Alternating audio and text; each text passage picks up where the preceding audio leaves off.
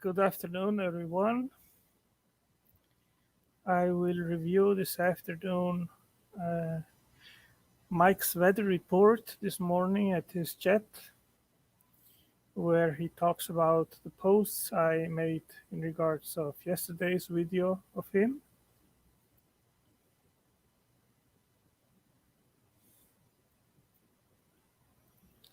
And here we go. Let's look at Otangelo. My God, Otangelo. Is this it? Could be it. Oh, it's a document. I shall share that document. Let's see if I can pop that up a little bit, make it a little bigger. Can anybody see that thing? Let's go to view. Let's see. This thing doesn't dox me, does it? I am so doxed. I'm all doxed up, man. Let's see. Design. What the hell? View. Zoom. Come on. Give me a break. Page width? Yeah. Let's do that. Maybe. Oh my God, it's worse. Yeah. There we go. Prediction values are not us. So I don't know if you can see this or not, but this is, these are actually out of order. So Otangelo sent this one. All that materials have to present is a narrative that explains the origin of life in a more adequate manner. Yeah, it is more adequate. To move from the comfort zone to something else requires will and courage. Well, it requires the will and courage to follow reason wherever reason goes. And no, the first thing you got wrong there is a narrative is not all we have. If you go and look on Scholarpedia and search the origin of life, for every year for the past 10 years, we have between 700 and 1,500 papers that have been written on the origin of life. So what, Michael? Does it mean that the more papers have been written, the propositions and hypotheses become more true? I actually think that this is a sign actually of desperation, because I have collected at my library over 40 different abiogenesis hypothesis proposals, and none of them actually work. And in the recent few months, a few more have popped up in the abiogenesis science community.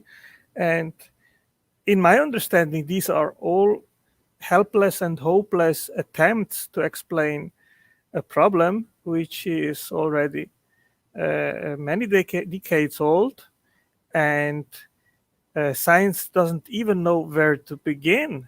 So this isn't an indicator at all about the success of this field.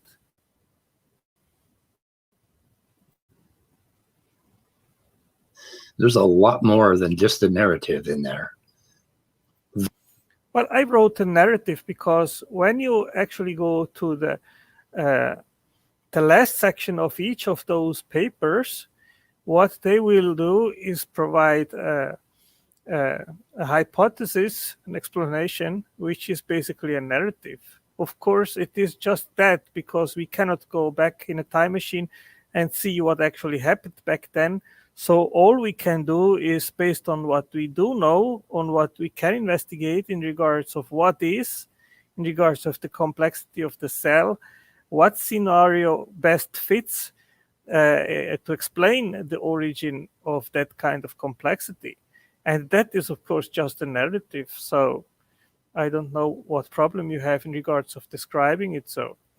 Though, you know, we put together a narrative for the everyday man, right? I mean, what the hell? By the time it gets to the science magazines and Scientific American, it's going to sound a little bit like a Jisso story, but go look at the damn work, you know, and try to. I do that actually almost on a daily basis. I've just reviewed a paper which I did send to you and to Dmiter this morning about the amino acyl tRNA synthetases. And it is a paper which was published last month or so, very recent paper in regards of the origin of those. And hey, look it up. Look what my answer is to that. And they come up with assertions which have absolutely no basis to back up what they say. And of course, they claim that natural means explain the origin of those. And I don't really see how that could happen, because by themselves they have absolutely no use. They need to work in a joint venture together with tRNAs, with messenger RNA, with the 20 amino acids, and the ribosome, of course. So all of these parts of these enzymes work in a joint venture together. And if one of those is missing, then you have no translation. So how do you explain that? And that is just in regards of translation. But if you do not have the transcription and all over 25 different macromolecular machines which are involved in protein synthesis, and you have only translation, what is translation by itself good for if you don't have all the other things? You need to explain the whole chain of the information going to the transcription and translation, and then to send the proteins to the place where they're required. And as I said, I think it was yesterday or after, at Tuesday in my chat with Dmiter, my hypothesis is that the cell has to be, it has to emerge all at once. It is irreducibly complex.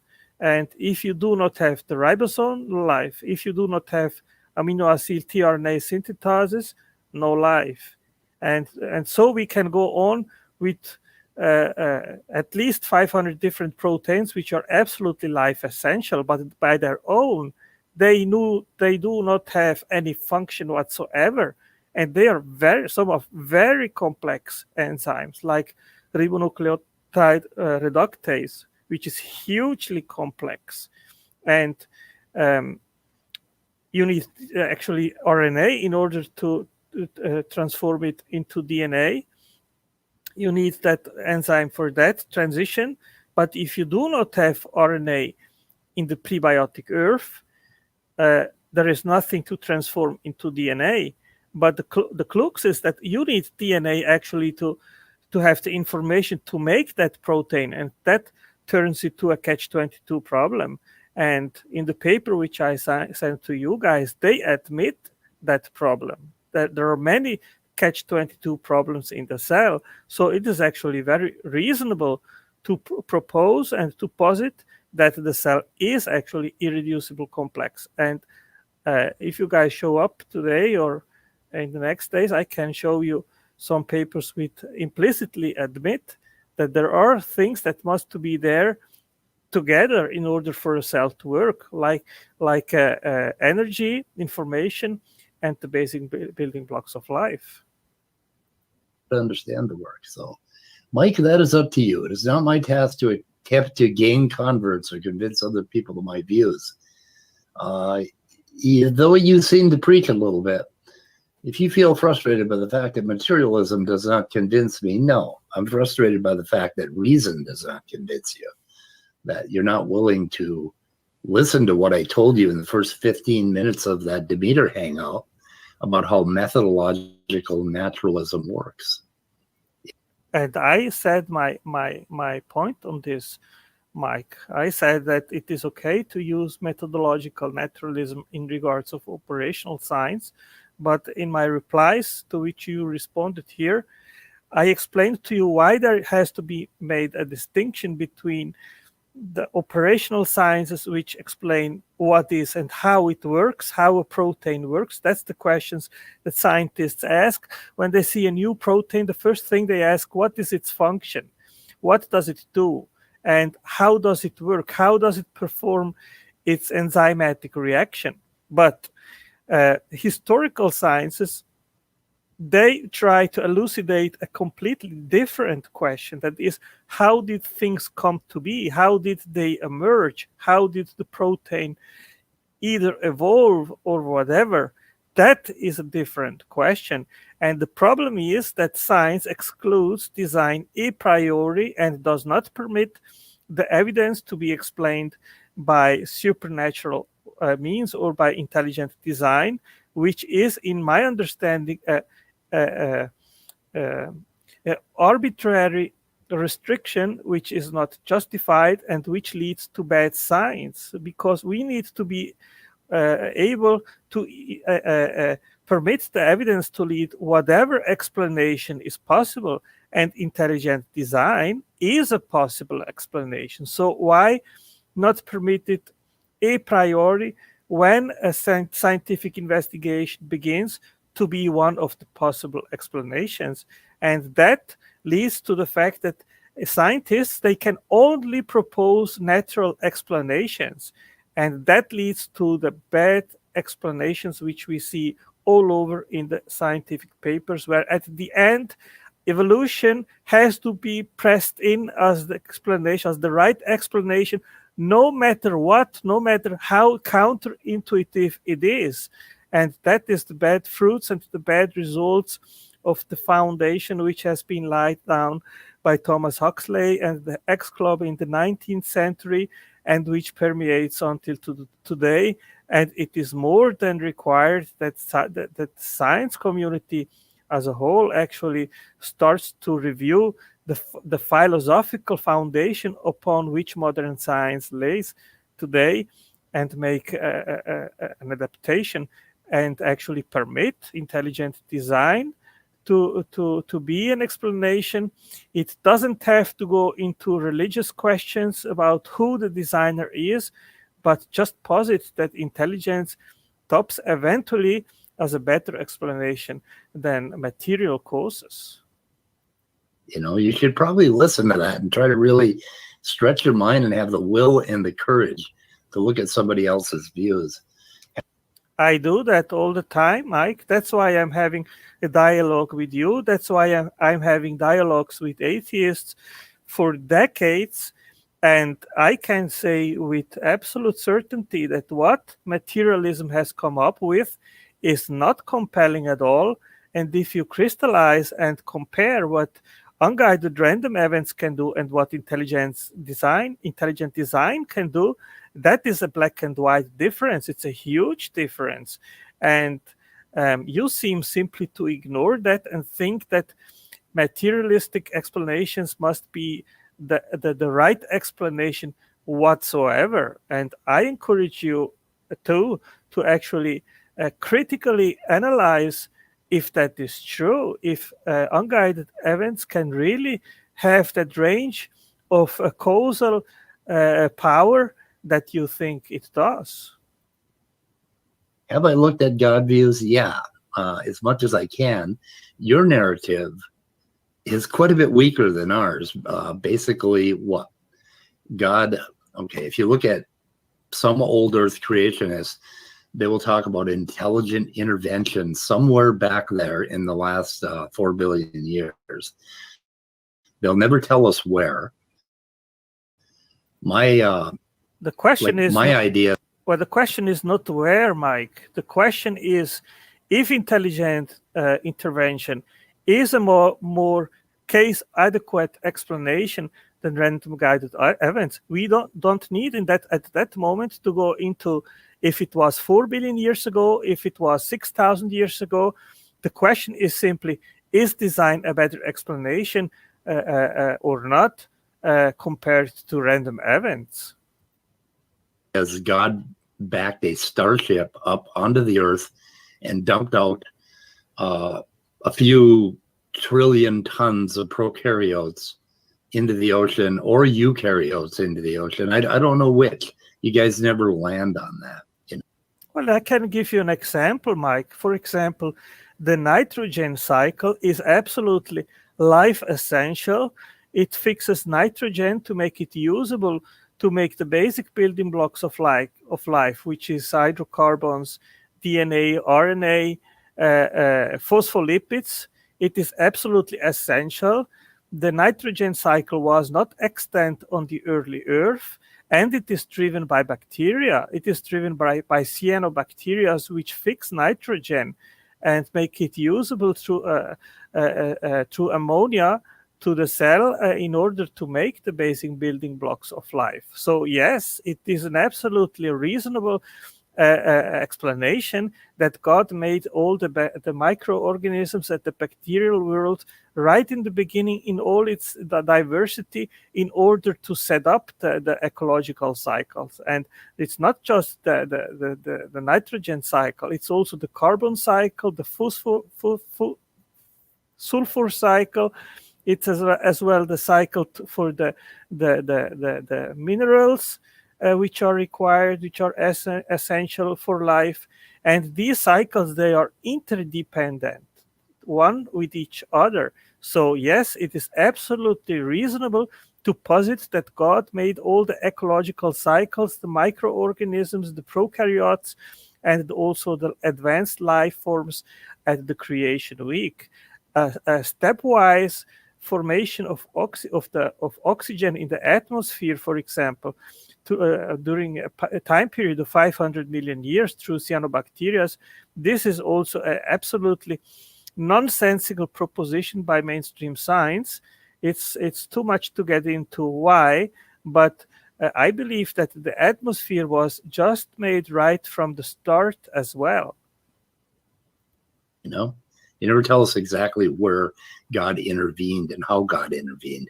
Does God have tiny little fingers and he's capable of sticking nucleotides together and creating a 1.25 million nucleotides DNA sequence in a cell? Is that what he did?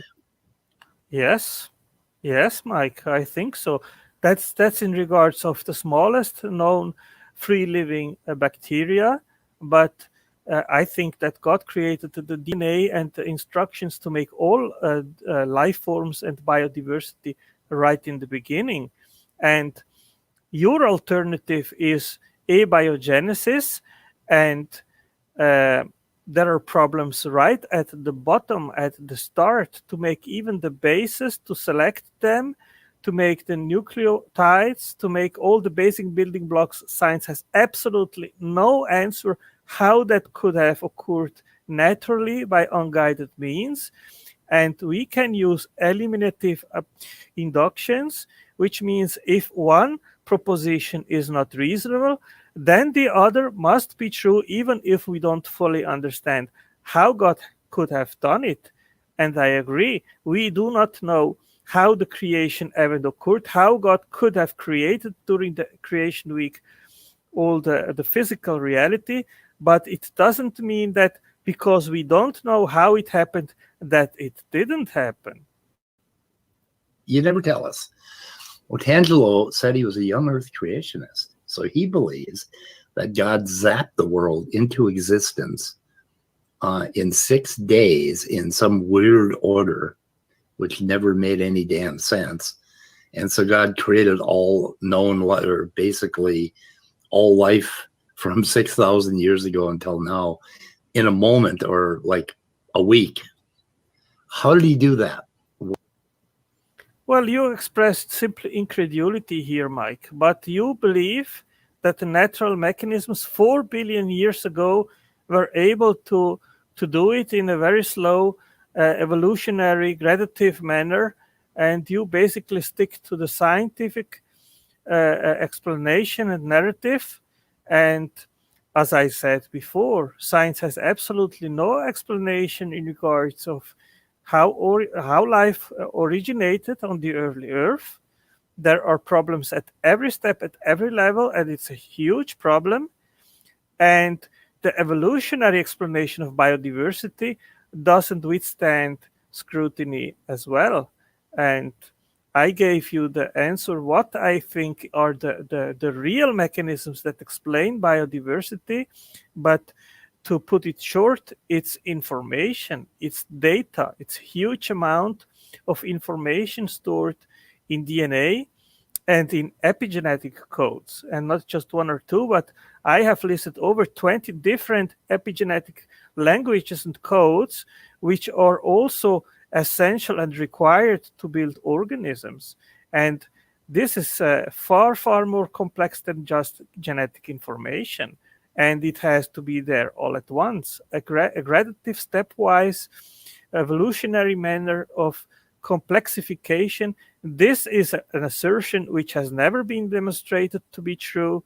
We do not know how non-intelligence can create instructional prescribed information.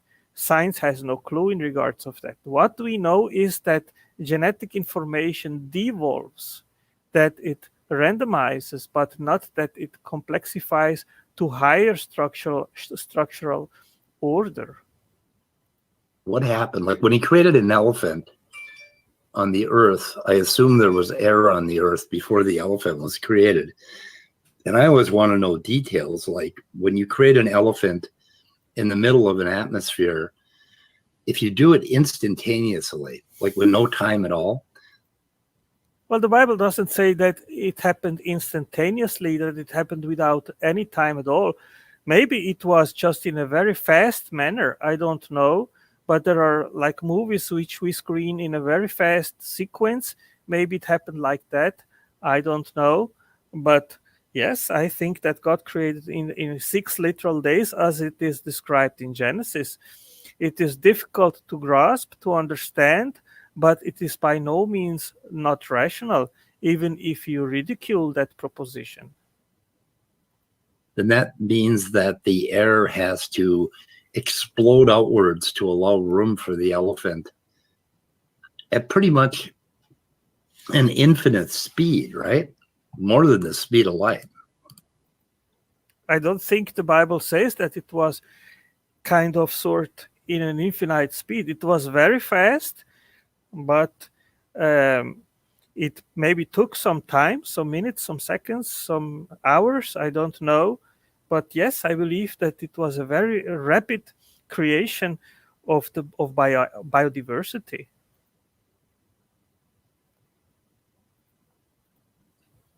I want to know what happens to the air. I mean, I have questions like that. Of course, I'm childlike in my questioning, but I want to know exactly how it happened. Anyway, Yes, how it happened, that's a different question of if it happened. And we do not need an explanation of the explanation.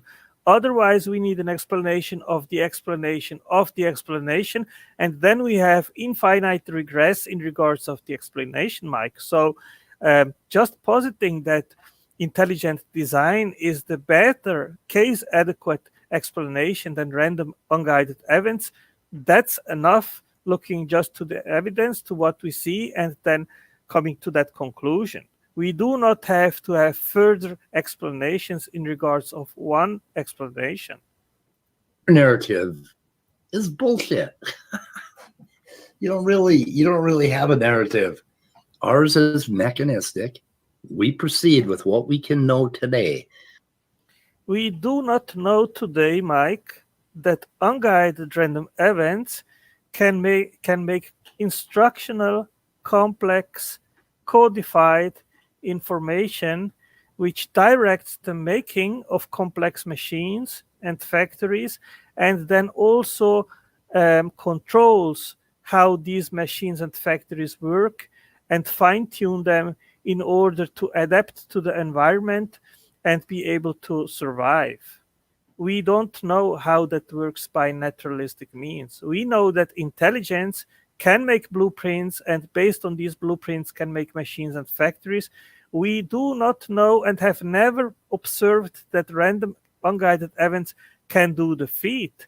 And since you study molecular biology for a long time, that what we see in the micro world is far more complex than anything that humans have ever devised. So why is it not rational to believe that the super intelligent intellect made all this stuff? To me, this is the only rational and reasonable explanation. I don't know how you can believe that unguided random events can make blueprints, factories, and machines. That seems to me unreasonable and just a fantasy. In our current life, which is entirely naturalism, it's all random chemicals bumping into each other that turns a seed into an oak tree. No, absolutely not, Mike. That's not how it works. The seed has all the information stored to make the tree. Where did that information come from? As I go into a human being, and you just keep missing that part. Oh, it's Stinky Snake is here. Hi, Stinky. Speed's evidence, his gut instinct. Read a fucking paper, Smokey. Just once. Well, of course, Smokey can't read papers. Smokey not educated. And here we go, meth logic. Now, you were telling a little bit of your backstory, and I detect some drug use in your history, Smokey. So were you an addict or an alcoholic or a problem drinker at one point in your life? And you're coming down on me because I've admitted to being an addict? 14. Okay, if I knew where this stops, I would just pull that part. Soon after, I had to leave this morning, and as Mike and Smokey, you guys know my opinion on this. You started at this point to exchange name calling and making accusations one towards each other, and I think this is just a waste of time. I don't like it, but I will just play it now and see when it stops to begin my commentary again. But I am very tired and disgusted by all this kind of low level accusations, which is not educational for anyone that is actually looking at that. So this goes to both of you. I said my opinion to Smokey privately. I say it again, Smokey. I have no hesitation to say it publicly. I think it's not a good method to reach out to unbelievers. I think it's a waste of time. I think we should just keep to the subjects, and when an atheist starts name calling, then just go over it, just exclude the person, stop the dialogue, and seek other people to interact with. That's at least my way, how I deal with it. When I see that an atheist is unreasonable, that he starts to make personal attacks and so forth, then I just stop the dialogue. I don't go further. It's boring. 15 years in recovery nearly, by the way, asshole. I mean, that's why we call him Stinky Snake, because he turns on you like a snake and he stinks a lot. This whole bullshit. Mike, what are you? Oh, hey, fucking Otangelo. Who called who what first? Who attacked me? Who attacked my addiction first? Go look at the. Mike, it doesn't. It is irrelevant who started it first. The smart guy is the one who stops it first. Who stops it first? If you want to stop the cycle of mutual accusations, then the smart guy is the one who stops it and ceases to do it. And I pretty much encourage you to stop this kind of mutual accusations. It's fruitless. It's not fun. I don't like it. I think other people don't like it either. Let's just stay on a friendly level of interaction where each one can learn from the other side. And let's just debate the facts, guys. History and find out who started this stuff. And no, we're not going to stop name calling. I'm not going to stop name calling or nicknaming, as I like to put it, until this asshole just disappears from my radar entirely. What are you doing in my chat, Smokey? Go the hell away. Oh, no, he had good character all his life. Well, you don't actually, that isn't the story you told on one of the live streams. You were talking about some pretty bad things. I'm sorry. So, good character all your life. And I haven't had good character all my life. How the fuck do you know that, Smokey? You know, I used to get drunk and I used to do great harm to myself. I did emotional harm to my family, but I pretty much had great character all my life too, even while using. I wasn't the class. I don't know what you have some caricature of a drug addict in your mind or a meth addict. Oh, Smokey. I don't know, Smokey. I'll go look it up. And Smokey, I was, when I left this morning, thinking about what Mike just said. And I made a reflection. And look up with how many atheists have you had this kind of mutual accusations? And do you think really that this has brought something? Has it improved our dialogue with atheists? Has it in some way brought an atheist closer to seek the Lord or to think about the gospel, about eternal things, about eternity? I don't think so. I don't think so. It just builds walls. But what we do want is building breaches. I want to reach out to atheists. I want to have a fruitful, a positive dialogue where we can exchange ideas, worldviews, think about things, about origins, where each one can expose its side, why he believes what he believes, where we can wait what the other side says, and where I can eventually agree with an atheist when he makes a good point. But I need to permit the atheist also to agree with my point when I make a point which is sound and reasonable. And that's the way to go. It's not just making accusations and lower ourselves to personal attacks.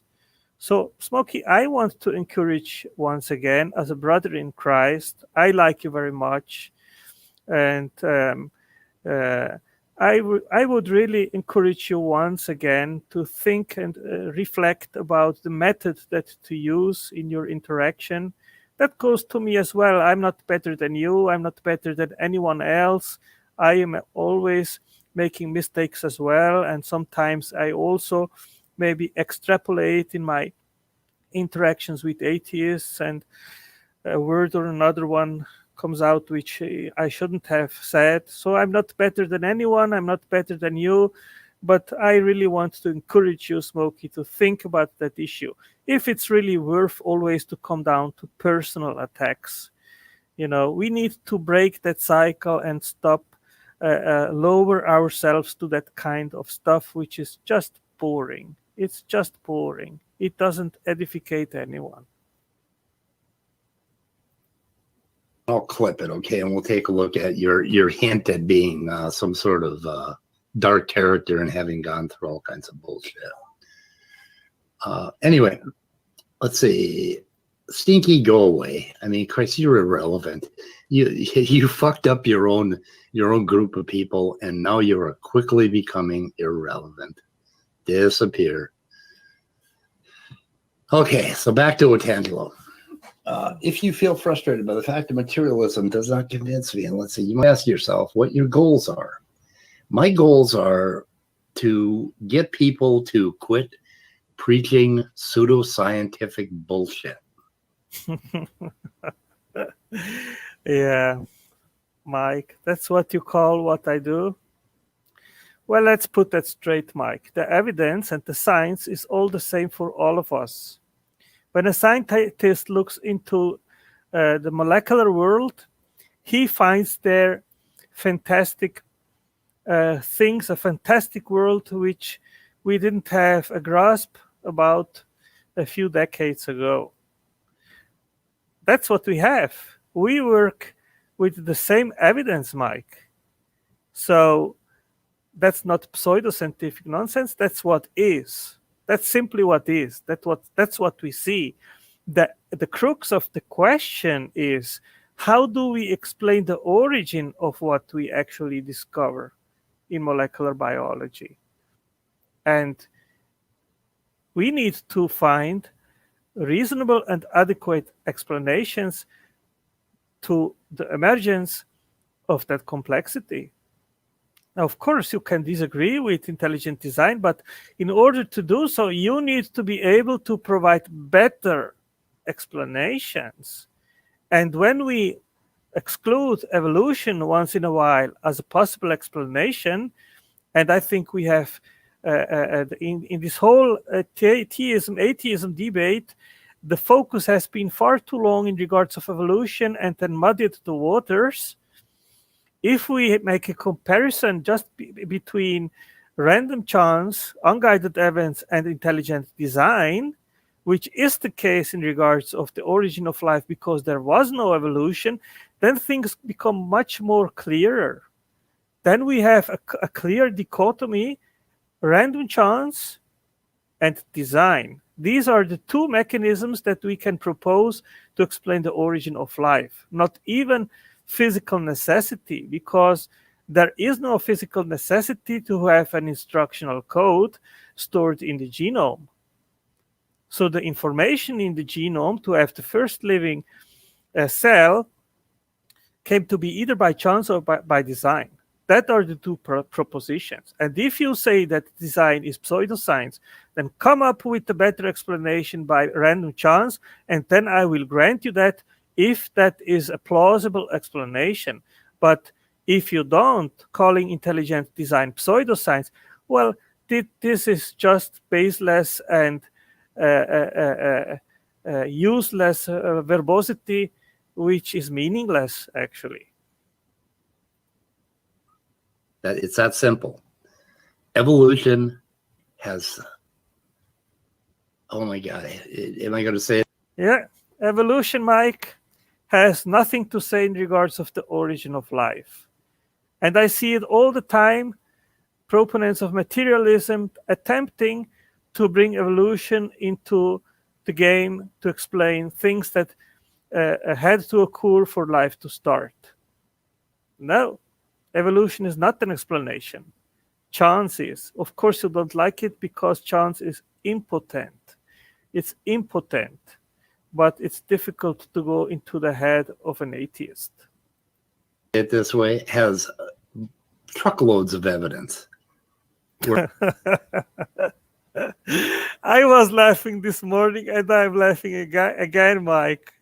No, we have no evidence whatsoever. Whatsoever. Science is blind as 70 years ago. Actually, science knows today how big the problem is. How big the problem is. Science has unraveled the complexity, which has not led to closer the gaps that lead to materialism, but it exposes them and exposes how huge these gaps actually are. And that, of course, leads to intelligent design as the better explanation, because we know the capability of intelligence to make blueprints, make factories and machines. And chance is an impotent cause to make all these things. And you are, of course, tired that I repeat that all the time, but that's the truth. That's the evidence. That's what we see in the molecular world. That's what we see in the molecular world. And that requires an explanation to which chance is an inadequate explanation. So, whereas all you have is a little parchment bunch of parchments from 2,000 years ago. No, the Bible is totally irrelevant in regards of natural theology, Mike. Irrelevant. It's irrelevant. The point is that we actually compare what intelligence can do to what non-intelligence can do. That's the crux of the issue. And then we check if there are signatures of past intelligent action in the natural world. And in my understanding, the natural world is full of evidence of God's fingerprints. It starts by the Big Bang, by the fine-tuning of the universe, by the fine-tuning even in biology, by the origin of life, which is unexplained by natural means, by biodiversity, which is not explained by evolution, but by a huge amounts of data stored in genes and in the epigenome. So we have imprints of design everywhere in the natural world. And when an atheist says, oh, all we have observed is natural means, natural mechanisms, then I say, hey, this guy has no clue what he's talking about. All what we see is the fingerprints of God everywhere. Everywhere. Some story that you believe in, you got bullshit.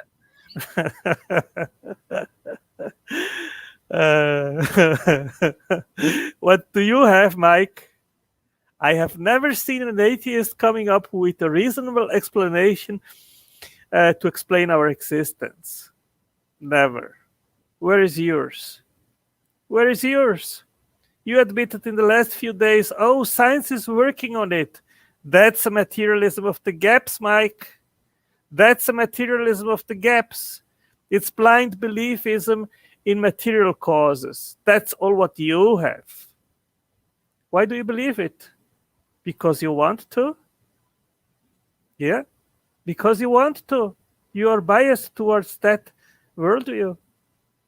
As you confessed, it's my starting point. And you accused me and said that it was my starting point as well. Well, of course, I'm a Christian since I'm 18. So I actually agree that I am biased towards creationism. And we are all biased towards a worldview. We are all. So I am too.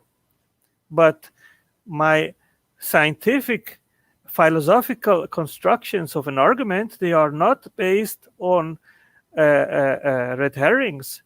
They are based on a sound premise and then on a sound logical conclusion based on the evidence.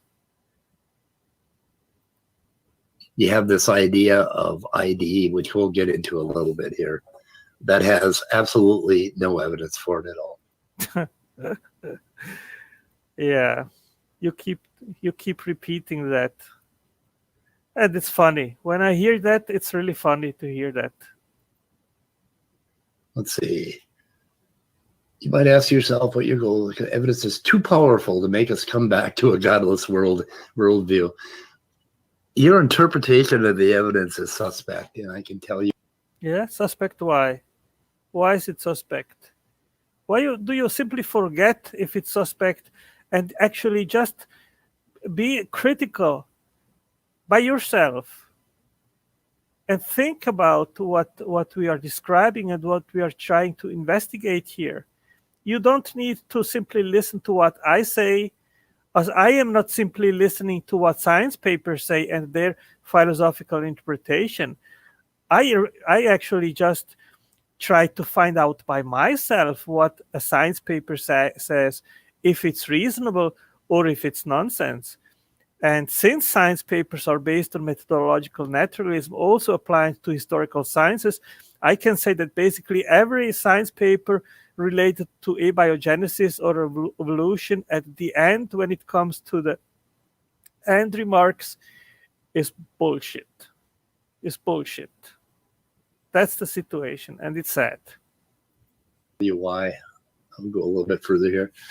And you cannot force your brain to accept the claim that biological cells, which are a factory park of unparalleled gigantic complexity and purposeful adaptive design of interlinked high-tech fabrics.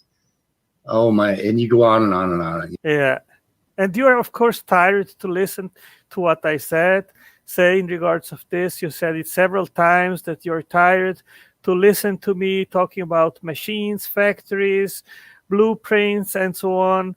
So you are actually, when it comes to describing these things in these terms, you are putting the automatic mode of closing your ears, and you don't even think about it anymore, Mike.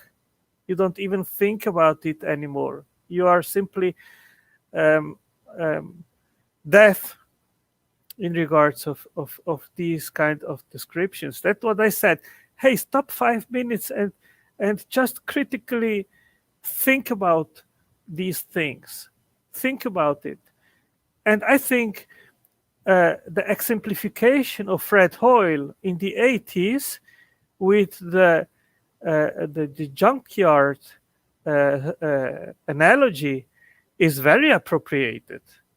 And the watchmaker analogy is very appropriated. And of course, Richard Dawkins, he tried to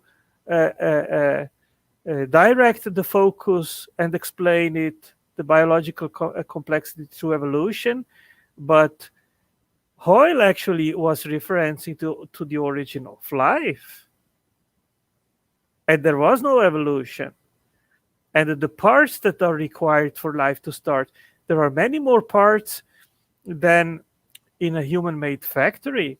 How did these parts, which have to be precisely made in the precise size with the precise materials, with the materials imported inside to the cell and then complexified to make these molecular machines? How can you even imagine that this came together by chance? The ribosome, which is hugely complex, made of 80 different proteins and life essential, how did that come to be by chance, Mike? And you think this is reasonable? It's not reasonable. It's utmost irrational to believe that such complexity can emerge by chance. You explain all that stuff. Could happen by no guiding intelligence. Well, that's because this is how you see things. This is how you see the natural world. You see it through your glasses. Your tinted glasses are tinted by the Bible. They're tinted by your creation story, and they're You know, Michael, that's precisely because of that kind of accusations that in the 90s, they come up with the theory of intelligent design, because it doesn't posit a priori the Bible and then from there starting to explain things, but it starts from the evidence seen in the natural world, and from there we try to come to meaningful, adequate explanations which explain the feat in question. And intelligent design doesn't posit a creator a priori. It doesn't posit who that creator is. It just posits an intelligent designer. And that's all. It doesn't go into theological questions. It doesn't go into religion. It just contrasts an intelligent mind or agency to random chance and eventually later on to evolution. And positing intelligent design as a possible causal agency is perfectly scientific, and it has nothing to do with religion or with theology. So you are wrong on that. tinted by your religious belief. That's why you see the evidence that way. Do you know, Mike, there are intelligent design proposers which are not religious? They are actually agnostics or unbelievers, like Berlinski, for example. Yeah. Proponents of intelligent design, they are coming from all kinds of backgrounds. They are not necessarily religious. So your description is a prejudice, it's pejorative, it's inadequate, and it's simply wrong and false. You're not looking at the evidence at the level that Dmiter walked you through the other day. Mike, Dmiter is a very nice guy. I listened to him very carefully in regards of all the explanations he made. Of course, he is very educated. He's a scientist. He has read many scientific papers, but he cannot make shit up. He cannot make shit up. He cannot transform an inadequate explanation into something that is sound and logical. And he has to work with what he has on hand, which is chance, which is unguided random events on the prebiotic earth. And from there, he has to go to try to find a narrative which makes sense. And he has no, when you have bad materials on hand to do something, then the outcome will not become good. And that is his situation, and it's the situation of the entire scientific abiogenesis community, which has just as a mechanism chance on hand and tries to explain the factory which is more complex than the most complex factories made by man, and posits chance as a reasonable explanation and tries to fit it into the evidence. And that will not gonna work in the past. It doesn't work in the past. It didn't work in the times of Urey and Miller. It doesn't work today. It will not work in 100 years, and it will not work in 10,000 years, because chance remains chance, and it remains impotent in the same manner. So, as said, Dmiter is a very nice guy, like to talk to him, but chance, which is what he's working with, is not a compelling explanation. And you're not looking at what's happening in our world right now. I do, Mike. I do. I read science papers as well in a daily basis. I have over 5,500 posts at my virtual library, which is based on analyzing what science papers say. So I am looking very carefully into science, into molecular biology, and I try to make sense of it. The miracle of a zygote turning into a human being or an elephant or a mouse is what you need to look at, because Yeah. You talk about this always in a condescending way, Mike, and what this demonstrates is solely incredulity. This is what we are very often accused at, to be incredule in regards of the materialistic narrative. And yes, we are, and we have good reasons to be incredule. But you are as well incredule in regards of the creationist and intelligent design proposals. And there is no good reason to be incredule, because we know that intelligence can do all these things that we see in the molecular world. But we have no indication and evidence that unguided means can do this and can create this kind of complex things. there's no intelligent design there at all. That's purely mechanistic. That's a baseless claim. You have no basis to say that. You even confessed that science is working on it. And that is not what just you do, that is what these science papers do as well. You see, between the lines, they just make baseless assertions and hope that the reader doesn't perceive it and that it goes through. But science has no explanation with empirical evidence that what they claim to be true, that it is actually true. They don't. I mean, purely deterministic. We can look at every part of that thing, and it's a miracle that something like that could happen. But no, you want to look at a 4.2 billion year narrative, and I don't know. You always want to run back in time, and I think that stems from the creationist worldview.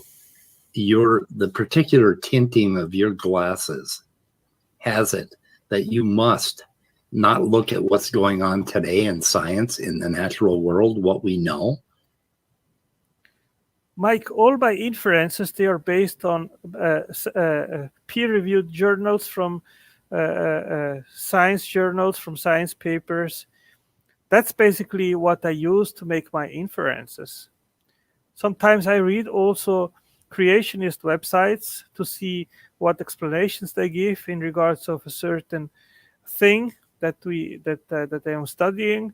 But my main source is actually mainstream science papers, peer-reviewed science papers. And I don't know what you are claiming now, right? You have to go back and come up with this blanket caricature of nature as random chemicals suddenly popping out a cell or popping out a DNA strand. No, that's all what we have, Mike. We don't have evolution. We do not have physical necessity. What we have is just chemicals floating around on a prebiotic earth. That's it. And the problem is, which is so easily overlooked by the proponents of abiogenesis, and this is a very serious problem, that molecules, they do not complexify, they do randomize, they become asphalt. And this is evidence proven by people which investigate this, like by Steve Benner. He wrote that science paper in 2012, The Paradoxes of Life. So why do you simply neglect that evidence? Why is Dmiter neglecting that evidence? Because once you recognize it, this is full stop. This is full stop in regards of abiogenesis. But it is simply neglected, and then you guys go on and never come to a clear understanding why chance isn't a reasonable explanation. There's something wrong with the way you think. And did you think about if that applies to you, Mike? Could it be that you are the guy, the one which is investigating everything with the materialistic lens, biased, and cannot see that chance is impotent? If you do a critical study in regards of this, how is it not possible that you see that you recognize that? I mean, when I come up with the chance, with these huge numbers of probability to have a function-bearing protein, this is also full stop. This is full stop for abiogenesis. It should have been full stop 70 years ago. It should be full stop now, but it isn't. Why? Because of bias. Because you guys cannot accept that an intelligent designer is the better explanation. And you can't see it. And I've looked at it from many different angles. Let's go a little further here. Oh, this one is a long one. Oh my God. But the evidence points to the fact that it could not have happened by unguided means at every step. Now, why? What evidence? What evidence says that? That there are not unguided steps? Okay, I've seen that Mike is in the chat. Do you want to come in, Mike, or do you want me to keep commenting what you said this morning? That's up to you. We can dialogue, chat about it, or I can just keep making my comments and observations in what you said this morning. What would you prefer?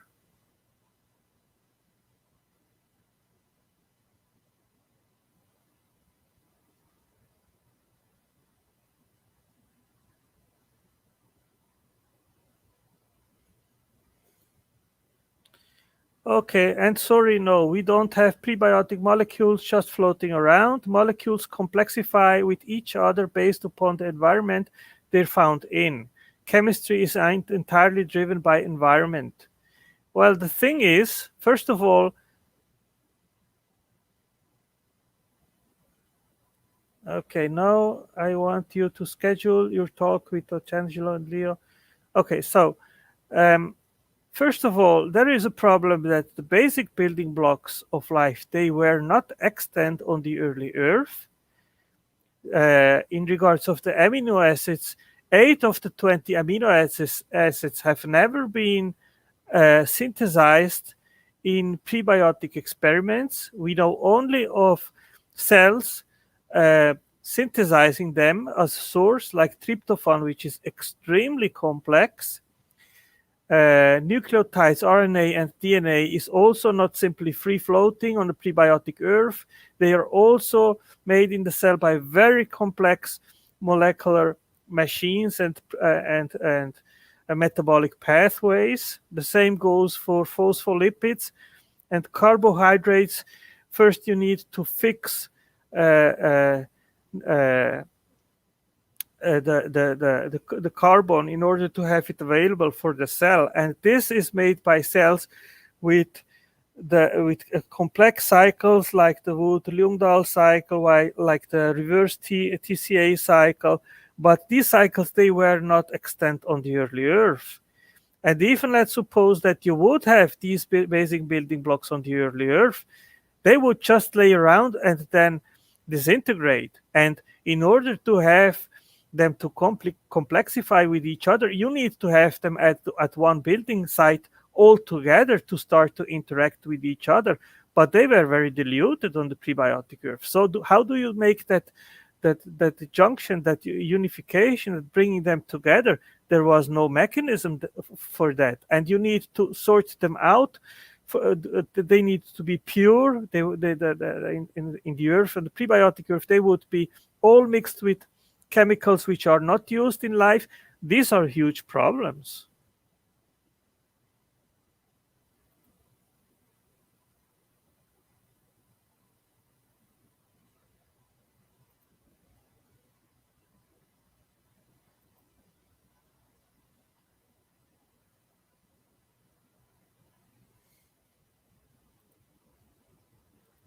create things. That's what we need to focus on. And the evidence is something that you're going to find today. You're going to find in that zygote to oak tree narrative. No, the zygote is already a living cell. You need to start with the basic building blocks of life, Mike, and from there it has to start, and you need to find explanations how atoms structured together to make the nucleobases, for example, which is, you have a science paper which was released recently. They investigated and said there are over 1 million different possibilities to have the composition of the nucleobases. And you don't need to have only nitrogen and carbon. You can have there any other element or atom. You can have sulfur or whatever. So how did that composition come to be? This is a very a big unsolved abiogenesis problem. And I don't see how you can have a selection mechanisms for these bases. And that's just a starting point. To have the bases is a big problem, but also then to have the ribose and the phosphate, to join them together, to polymerize them, to start to self-replicate, to become information-bearing molecules, to have Watson-Crick base pairing, and then you have a genome. What does a genome by itself do if you don't have the machinery to transcribe and translate it? That are huge problems. That scientific narrative about how things happen. And I explained to you how we then extend it backwards in time with methodological naturalism to work out the... Yeah, Mike, you have a question?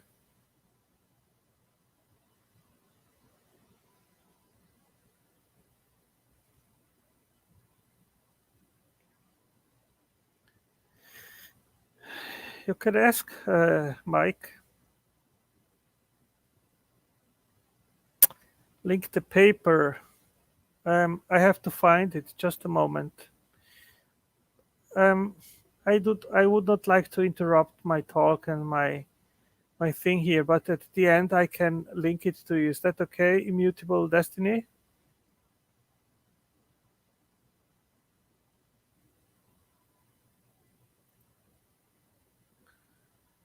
Okay, Mike, I did want to give you an answer to what you said this morning because I had to leave. This, what I am answering right now to you, is not a replacement to Dmiter. I will be pleased to have a chat with him after this, or I can stop this, and if he is in the chat or if he is available, he can come in and I can continue this later. What do you like?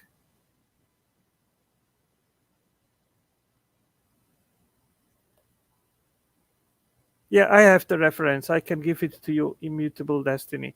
I just don't want to stop my chat here, my talk, to go find the paper. So I can do that afterwards. Is that okay?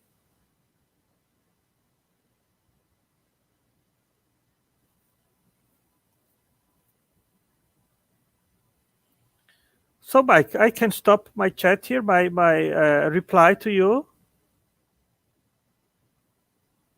Well, I replied to Dmiter and I said to him that this afternoon I would be available, and I am available now. If he want, he can come in. If he is not available now, whenever he is in, he can show up here in the stream, and I can interrupt my reply to you, and he can come in, and I can have a chat with him. It's fine with me. Yeah, okay. I'll send you the paper, Immutable Destiny. No problem. Okay, so Mike, I will continue. If you, I've invited you to come in to discuss what you said this morning, or I can continue this. And whenever Dmiter shows up, I can interrupt this and then have a chat with him. Oh, he did? I didn't check my email. Let me check my email. Just a moment.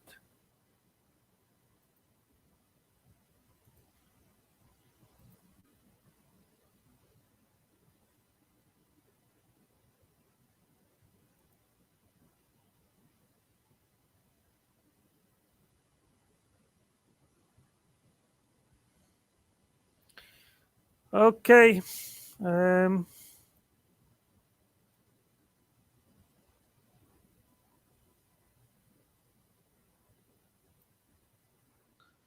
okay. Let me reply.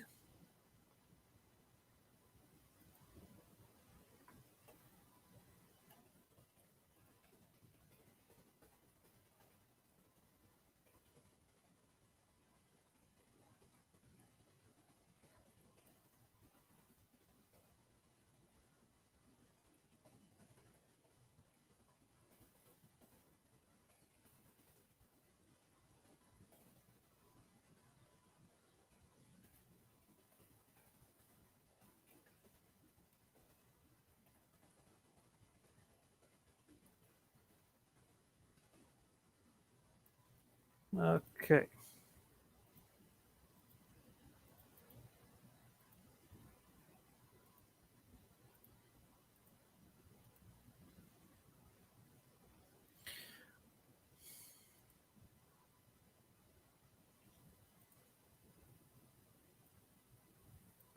Okay, Mike. I wrote to Dmiter. I wrote Dmiter, Mike. I'm online. I'm giving a reply to Mike from this morning.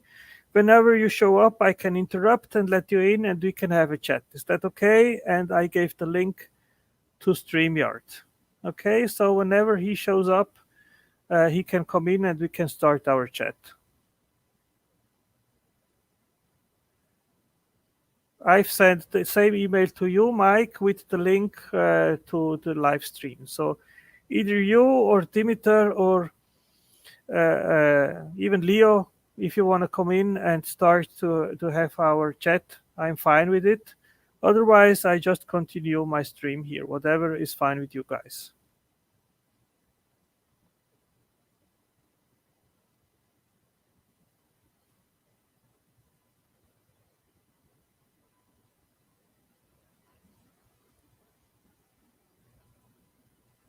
I'll wait, and during that, I'll try to find the paper. Okay, he wants to schedule a time. That's fine. So I'll continue my reply to you, and as soon as he suggests a time, I will reply to him and schedule it. Is that okay?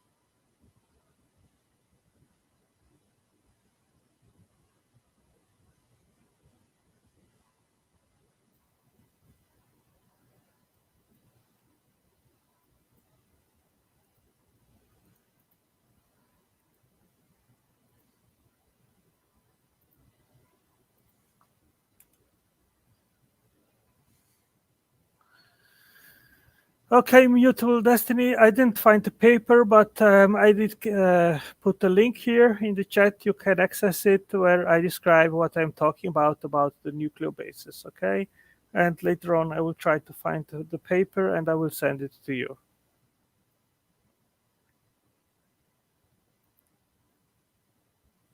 Okay, Mike. I'll go ahead here. History of what happens. Again, my goals are stop denying evolution, stop denying what's right in front of you, right in front of your face, and accept science, accept geology, accept the age of the earth. Stop lying to yourselves about this stuff. I'm not lying about this stuff to myself, Mike. Whatever I say, I back it up with science. I actually, in this whole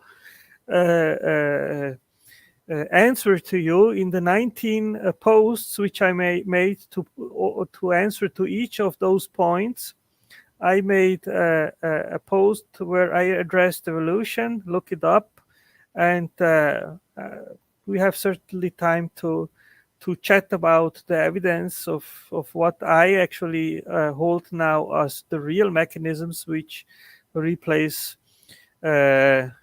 mutations and natural selection, gene drift, and gene flow.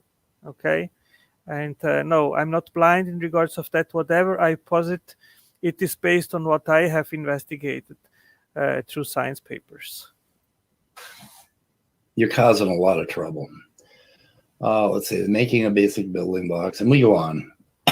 But then now there's one video you did that I am trying to put together a presentation for, and I noticed that you refer to a lot of books. Like here, down here, you refer to Hubert Yockey, right? I have that book, and I have several other books here. I got one that you referred to in your video called Information and Living Systems by Terzes and Arp. They're the editors. And you quoted a piece from an article on thermodynamics and information in life, and you hacked out a little quote. I'll bet you haven't read this book. I bet you don't even own this book. I bet you wouldn't even know where to find this book. It just so happens that I had this book on my table. Very interesting. So we're going to look a little further into that, Otangelo. I'm sorry I have not kept up with chat, guys. I'm not watching it. Is anybody? Oh, yeah. Athena. Midnight. I can send you a link, Midnight. Oh, let's see. Who else would like a link?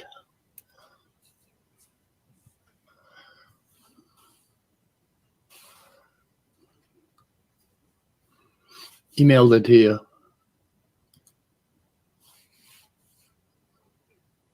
Has anybody else requested to get in? Every time Speed holds up a book, I see one of his paperweights for hate letters to Maddox. You asshole. Okay, snaky, fucking stinky snake.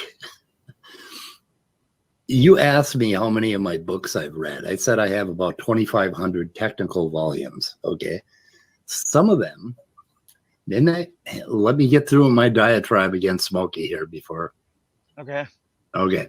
So when I was talking to Smokey, he asked me about my 2,500 books. He asked me how many of them I've read. Well, I have a standard answer for that, and I think it's an underestimate. I said I'd read 5% of those books, okay? So 5% of 2,500. And I've read 5% of every one of those books. Now, I highlight with a yellow marker, and I know you want me to will my books to you, Midnight, and you're going to hate them because I have highlighted the shit out of them. If you look at my genetics textbooks and my embryology textbooks, my neuroscience textbooks. Well, Mike, you can list as many books that you read, and Dmiter also said that he did read in the last 5-6 years over 500 science papers in regards of abiogenesis. The number of books and science papers that you guys read doesn't mean anything in regards of a meaningful right interpretation of the information given and of the evidence. What you need to do so is logic and to put aside bias as much as possible, and then look with a very objective in a very objective manner to the evidence, and you need a solid epistemological framework and philosophy in order to make a good interpretation of the evidence. And as I said previously, Mike, what we are trying to compare when it comes to abiogenesis is random chance to intelligence. These are the two propositions. These are the two opponents. That is what we try to elucidate. What makes more sense, chance or design?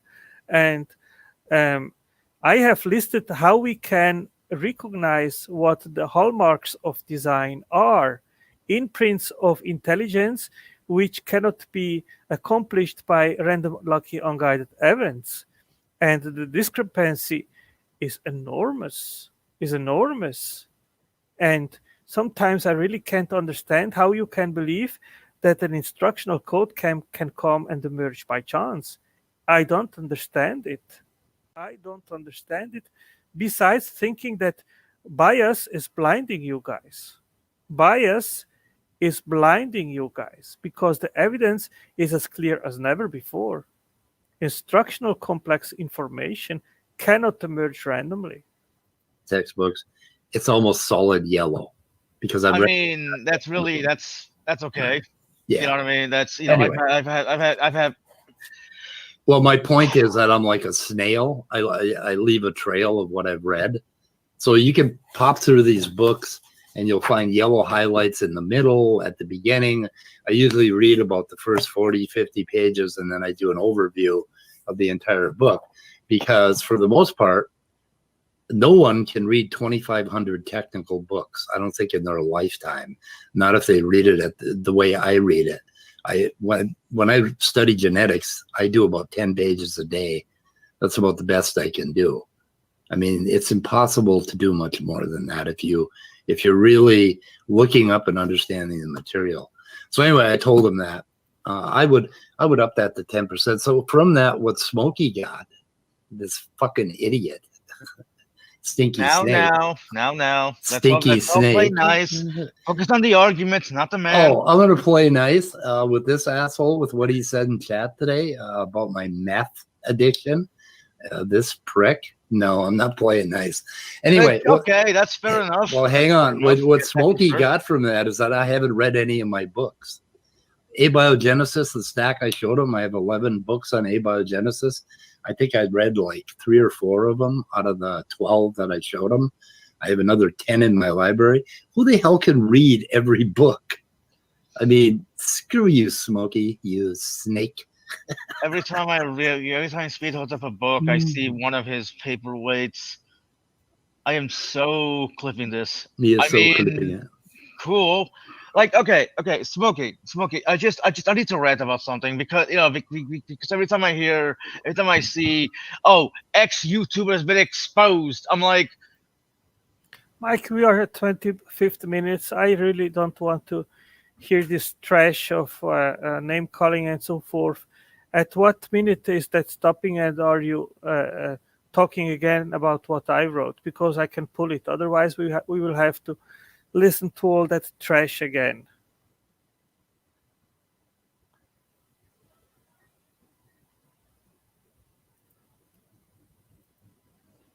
And I have read like 4 of them, right?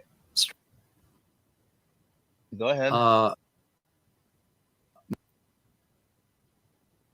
Where he's just part of. I mean, it's a hell of a lot more compared to how we trash talk to you. I mean, can't interrupt. Also made them red. They, that.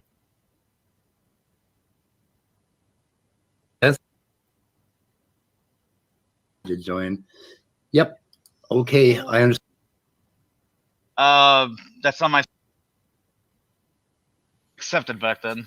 Okay, it seems the rest of this talk this morning is just trash talk. I'm not interested in reviewing it. If someone of you guys wants to come in and have a chat, feel free. The link is in the description of the video. I can put it again. Just a moment.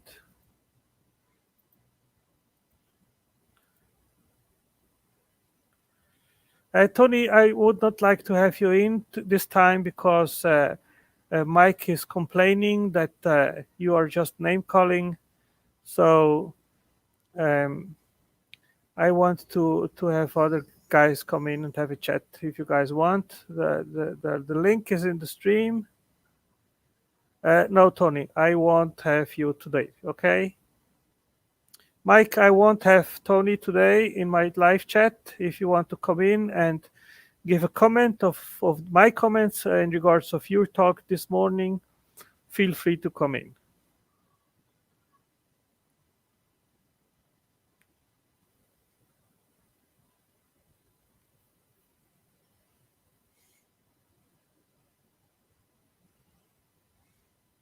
Anyone wants to come in to have a chat?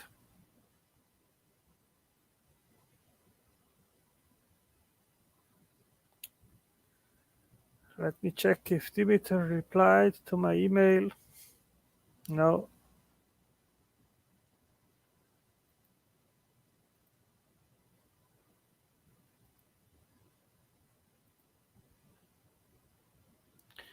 Okay, got an email here. Let's make it tomorrow around that time, maybe an hour earlier. I have something else to do now. Otangelo should schedule it for tomorrow. Dmiter. Okay, so Dmiter wants to schedule something for tomorrow.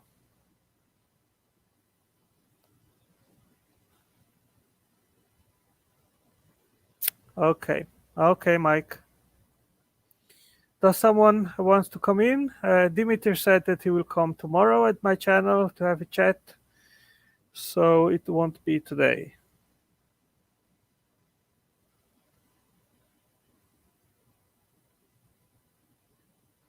Okay, I think I'll put a playlist so you guys can entertain yourselves with the playlist if nobody wants to come in right now.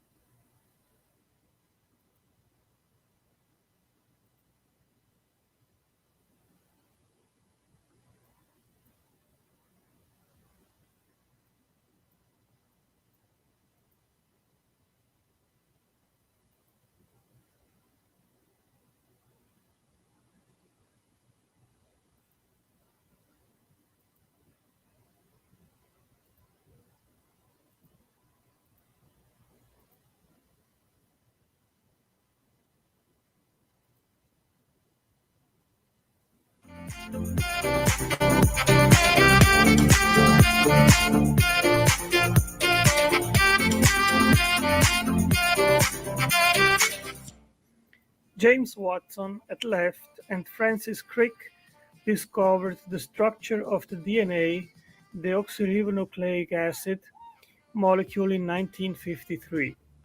DNA are the molecules which make up the alphabet, which specifies biological heredity.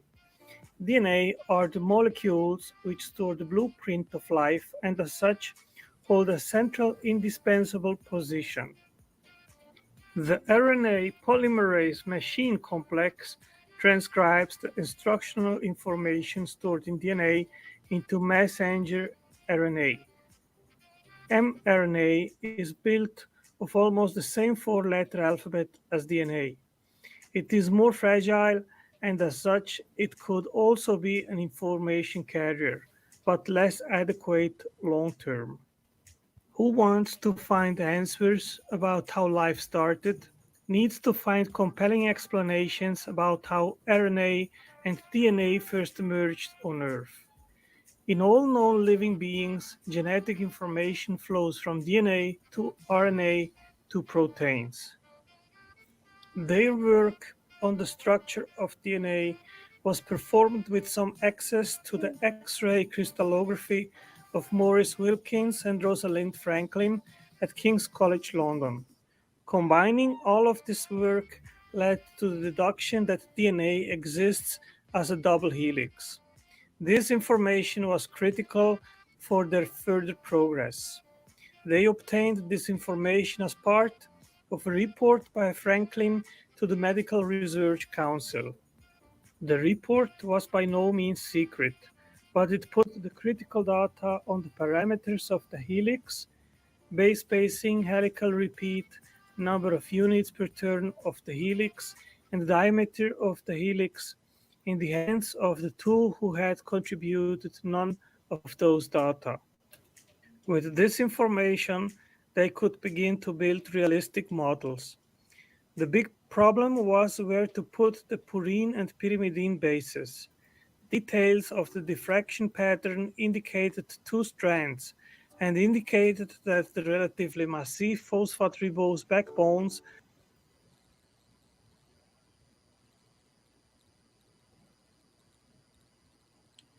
Hey, Dimitar! Yeah, it's me. Can you Yeah, Did I interrupt you something? Just continue. no. I was going to put a video of Dr. Tur. It's just 2 minutes. Would you like that I put it and then we have a chat? Yeah. Of course. Do you want me to leave now or just No. Just wait. Okay, I'll go. put the video 2 I'll minutes. make my coffee. Okay.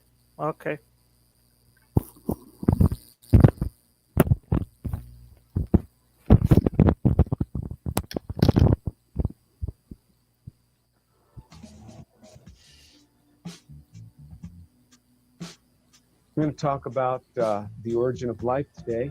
So this is going to be a technical lecture, and with intent, no God, gods, or intelligent designer is going to be mentioned. Science is going to be used to critique the scientific research. All right, so this is a car, and mind you, this is much less parts than are needed to make a cell. What if you had to gather them and put the parts of the car together? What if all of these parts were scattered throughout planet Earth? And many people would say, well, you know, these things are not limited to Earth. Okay, well, now find it. Find it out there. Find it out there. The parts have been scattered out there, and they happen to come to Earth on meteorites over a period of many, many years. That's what we're up against in Origin of Life. Try to put something together, and now the parts go bad. You know, say a certain part is there on Earth, and you're waiting for other parts to come, and in the meantime, the parts go bad. Same thing happens to organic molecules. They decompose. Molecules don't care about life. Organisms care about life, but chemistry, on the contrary, is utterly indifferent to life. Without biologically derived entity acting upon them, molecules have never been shown to evolve toward life. Never. Molecules don't evolve. They don't move toward life. They have no reason to move toward life. So the scientists among you are going to have to deal with the scientists that's presented.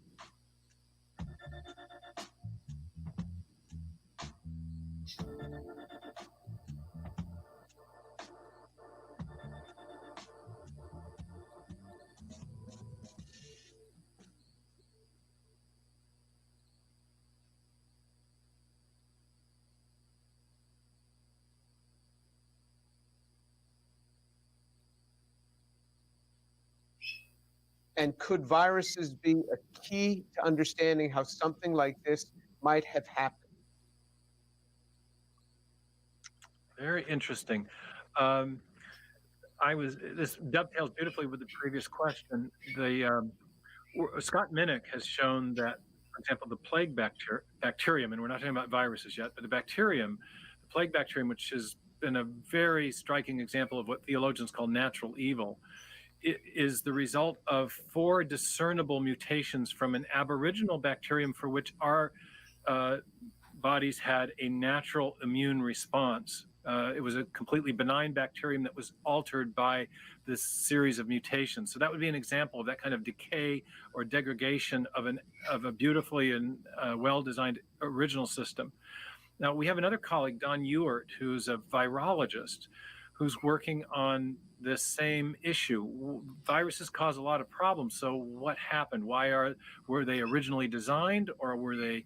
And he's working on a theory, and there's quite a lot of support for this in general, that viruses have had an original role of effectively, they were part of an information processing system that maintained the proper balance of different bacterial organisms, for example, in the human gut or in the gut of other mammals, that we need a particular balance of different bacterial species, and that viruses were a way of transferring genetic information laterally to maintain this proper balance of different species of bacteria in the larger bacterial populations.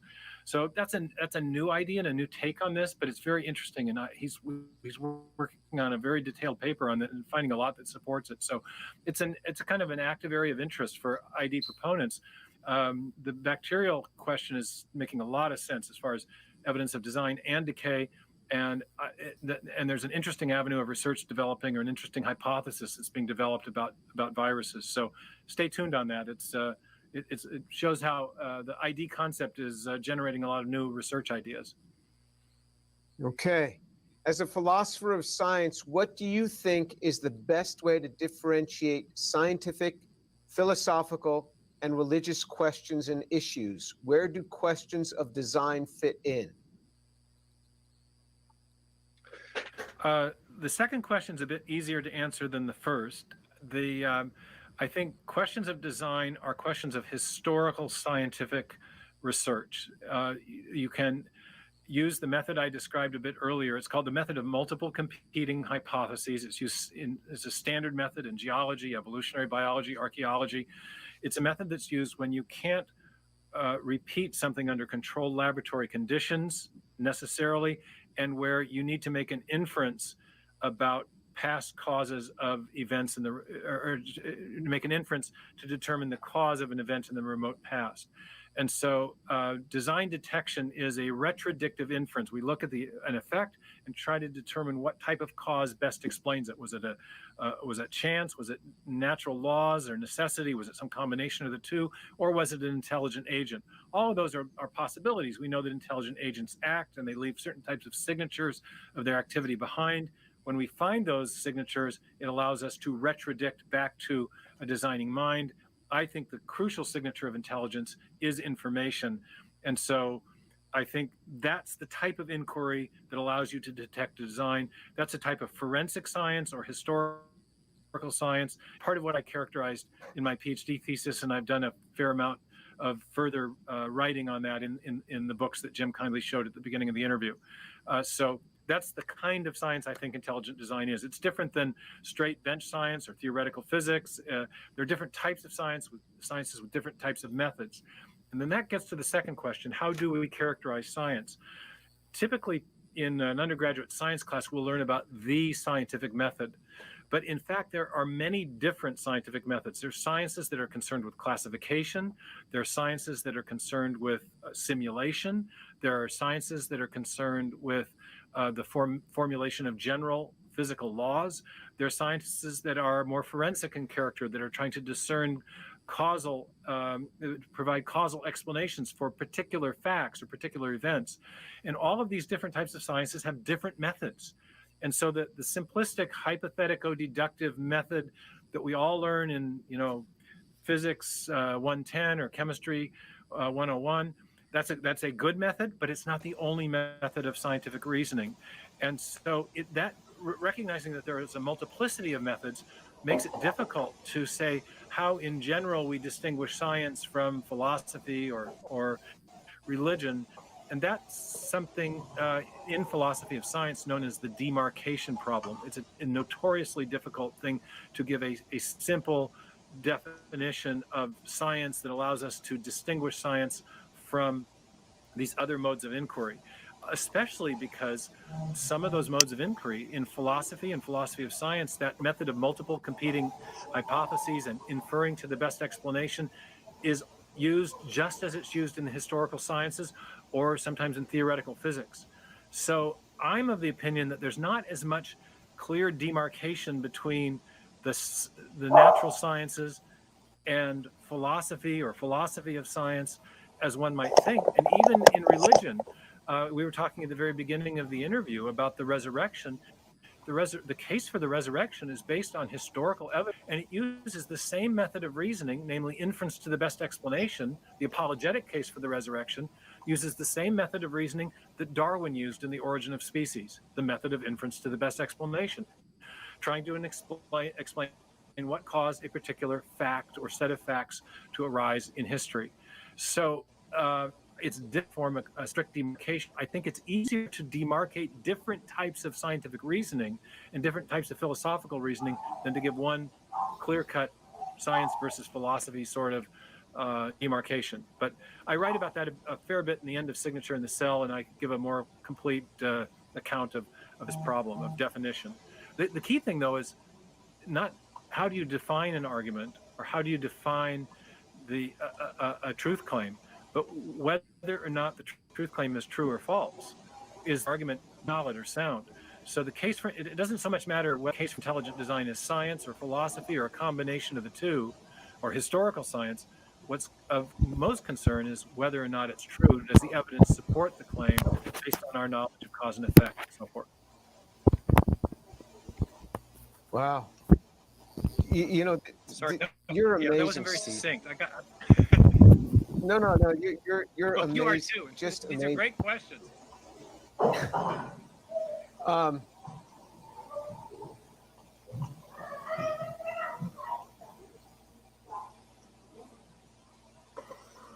Okay. So, what would you like to talk about, Dmiter?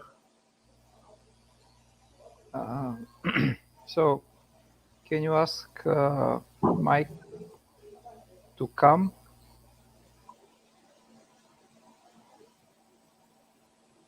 Yeah, Mike, if you want to come in, you have the link. Feel free to come in as well. Okay, meanwhile, so I will try. I'm just sending him email. So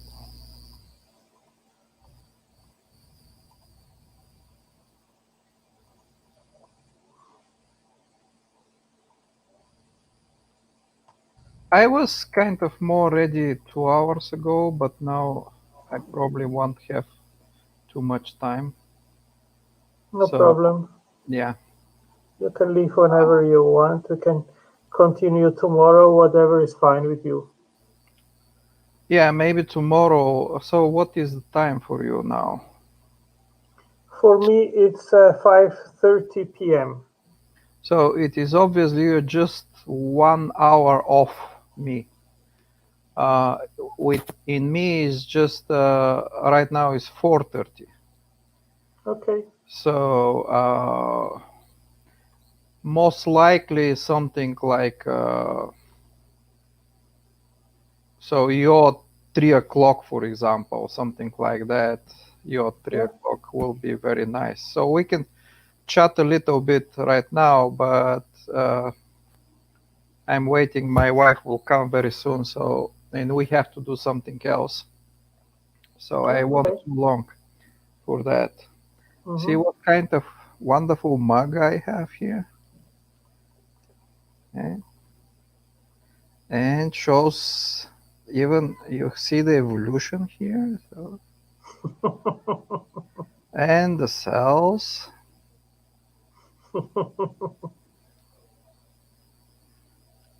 So here's the base pairs here, and the DNA. You can see that.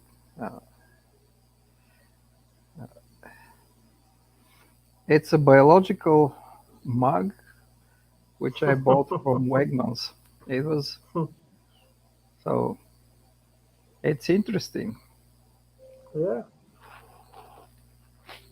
So right now I can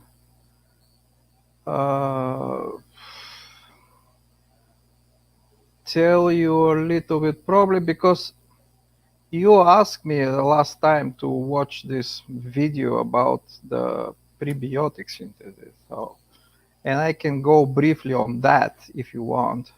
So if you want, I can play it, and whenever you want, I can stop it, and you can give your comments. What do you think? You can play it. Okay. You can play it. Just a quick moment, please.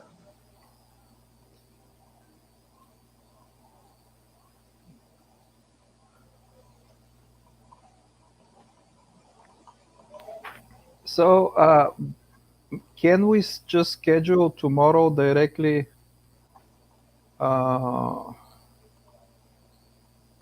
your 3 o'clock? Yeah. So it will be mine around 2 o'clock probably. Yeah, that's okay.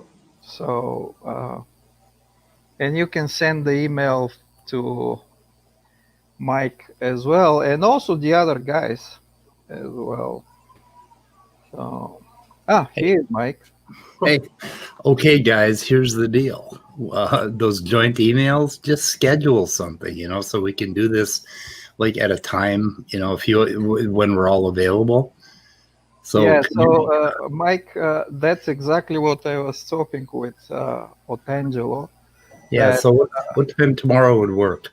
Yeah, so I don't have too much time right now. I was more ready 2 hours ago, but now I have different things to do. Yeah. So and at the moment, in my right now it's 4:30 here in my area. Otangelo is 5:30. So maybe tomorrow will be much better. Yeah. Yeah. So when are you available tomorrow, Otangelo? Yeah, 3 o'clock is fine with me. 3 Central Time? It's GMT -3. So Okay. your time will be 3 o'clock, my time will be 2 o'clock, and your mic will be, I don't know when. What time is it where you are now, Mike? 3:30 Central. 3:30. So we have 2 hours time difference. So it's 1 o'clock in the afternoon tomorrow if you want to join. So it's okay. So what time is it now for you, Otangelo? 5:30 in the afternoon. Okay, so you're +2 on me. Okay, good. Okay, so 1 o'clock my time. Yeah, that'll be good. And I don't know, Dmiter, if you need me. I mean, you handle yourself pretty well. But the things I was talking about this morning were more in the realm of the philosophy of science and methodological naturalism and how ID fits in. And I don't know exactly what the two of you need to talk about, but I don't think I need to be there. I'll be there in chat. I'll be there in spirit. Absolutely. Just And if you want to participate, that's up to you, Mike. You're welcome. If you No, want to Mike, come I mean, see, the things like what is information, Yep. how biologically information comes to be, and how could be, how could originate it. So that's important things. And in fact, for origin of life, everything comes in the same place. Yep. Information comes, genetic code, and the structural components, all of that comes at the same time, at the same moment. So, Yeah, I studied that a little bit. Basically, what biological information is, and I have my own theories, of course. But that is an interesting. That's an interesting point where we never seem to meet with our minds, basically, between me and Otangelo and me and some others. And it would be interesting to spend a little bit of time defining what information means and what we mean by, like the typical idea about information is that I write down a message and you read it. So there's a writer and a reader, okay? And in the case of biology, I don't think we have a writer, or we have a reader. Well, we have a different kind of writer and reader, and that is the basic point where we differ, right? Is that correct, Otangelo? well, the thing is that genetic information is functional information. It instructs how the sequence of amino acids have to be joined together in order to have a folding, a polymer folding, which then in the end will become a 3D form and gain a specific function which is useful in the cell to perform whatever action is needed. Okay, that's probably a really good place to start tomorrow. yeah, you got it. That was good. Yeah, that was. You like that? Yeah, I like it. Yeah, I guess that's called the pragmatic part. The pragmatics. We have the syntax, we have the semantics, and we have the pragmatics, and that's sort of the pragmatics. That's how the current extended synthesis people are talking about it. So, but that'd be a good spot to start, and we very much differ on how we conceive of how that could happen, right?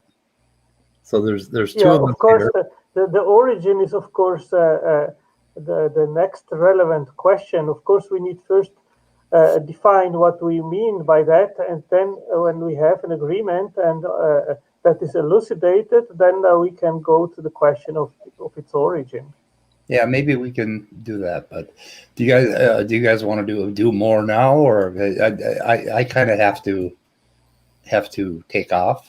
I just want to discuss with Otangelo just a little bit about the video that he insisted too much last time to look at, and that's it. So that's what we can cover today. Okay, I'm going to bow out and let you guys talk for a minute, and then, but please, let's be responsible or responsive on those emails.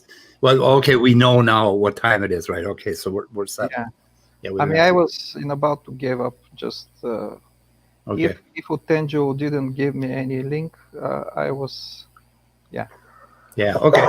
I'm gonna bow out. Let you guys chat. Okay. Nice talking to you both. Nice talking to you, Otangelo. Okay, nice talking to you, Mike. See you Otangelo, I tomorrow. apologize this morning when Smokey showed up. I went off the rails. I'm sorry, but I'm gonna have to block that guy because he takes me to places where I don't want to go. So, and you know me, you know me, Dmiter. I'm a bit of a hothead. I know. You all guys are, and I mean it's human. We are made like that. Yeah. We are not just reason. We are emotions as well. But I have always made my position in regards of this very clear. I don't see it as productive. It isn't interesting for the audience to watch name calling calling the other guy a name, and then back and forth, back and forth. It doesn't. We don't learn anything by doing that, and it's just meaningless. And so, one of the problems you have when you have a YouTube channel is that you will get very few views if you only do science. But if you do that dumpster fire stuff a little bit, you actually get more. But anyway, Smokey and you are two totally different animals, and I need to separate the two. And I'm sorry that I mixed the two of you this morning. I apologize for that. He popped in. I'm going to block the guy. So anyway, see you guys later. Okay. Okay. Bye. Okay, let me put the video on so we can chat about it afterwards. Just a moment.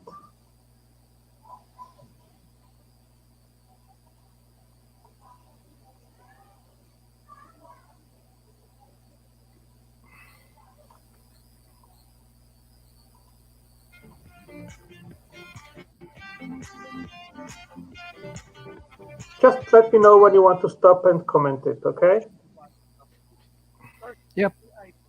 The environment where life emerged was a complex solution of abiogenic organic molecules, either in the primitive ocean of some warm little pond, including amino acids and sugars. In other words, all the monomers required for the synthesis of biopolymers.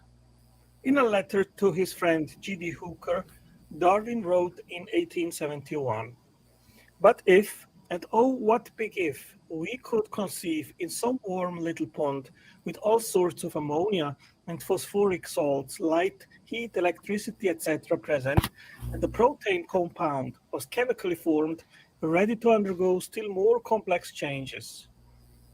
The best known theory is the spontaneous generation, in other words, abiogenesis, by a prebiotic soup, a theory hypothesized by Oparin in 1924.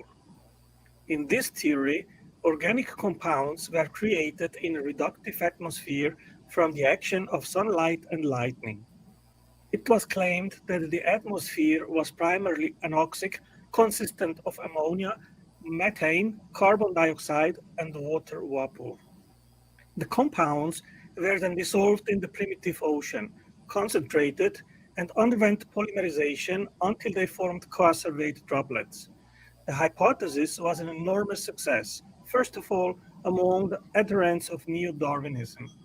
The droplets supposedly grew by fusion with other droplets, were split into daughter droplets by the action of tidal waves, and developed the ability to catalyze their own replication, which eventually led to the emergence of life. According to the scientific narrative, it is hypothesized that amino acids emerged on early Earth between 3.5 and 4 billion years ago through chemical evolution by chemical synthesis, or better, chemical lucky accidents. Scientists now recognize 22 amino acids as the building blocks of proteins, the 20 common ones, and 2 more, selenocysteine and pyrrolysine. An amino acid has a backbone that is held together by a single carbon atom. The side chain is a combination of atoms that is different for every amino acid. The problem of getting nitrogen to make amino acids and DNA on early Earth. As implied by the word okay, amine, let's stop now. the essential key atom in amino acid. Yeah, so we can stop now. Meaning, obviously, up to here was kind of introduction.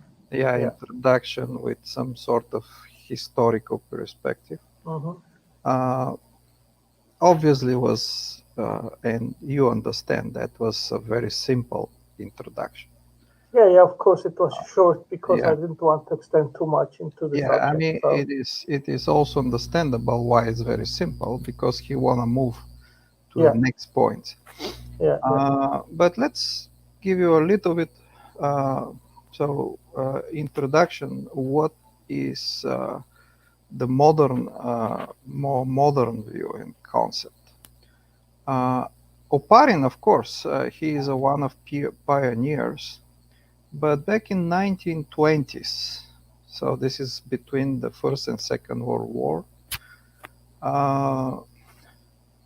First of all, hasn't been any understanding exactly.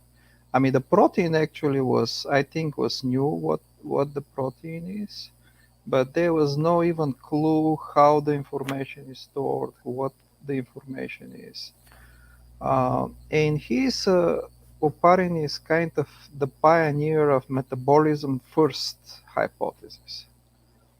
And what Oparin realized that the first organism must be heterotroph, not autotroph. Before Oparin, there was some sort of view that because autotrophic organisms do not need anything more than just light and water to build, and carbon dioxide and those kinds of things. Plants, cyanobacteria, all of that. So it was kind of seems to be too easy to think that the first organism it should be autotroph. But Oparin actually, during that time, he tried, and that's one of his actually breakthrough, which is absolutely valid today. He realized that all the autotrophic organisms actually are much more complicated than the heterotrophic organisms. So, and based on those kinds of thinking, he said, okay, so the first organism must be heterotrophic organism, just taking from the surrounding environment whatever it's need. That was one of the breakthrough. And the second thing, he kind of postulated the idea that first you have to have some sort of accumulation of prebiotic synthesis of something before actually life to be formed. And of course, the idea for coadservating theory is his theory, but that's not. So there is a modifications of those kinds of things today. So if you look the most, let me say, modern variant of prebiotic coadservats could be found. If you look, name is Bruce Dahmer. I think that's what his name is. He's considered himself now some sort of the guru of origin of life, although I don't think so. But he's talking about the lipid biolayers, lipid vesicles. You must have some sort of compartmentalization. So, and there is a conditions for that as well. Now, that's kind of the modern reflection of Oparin's view today.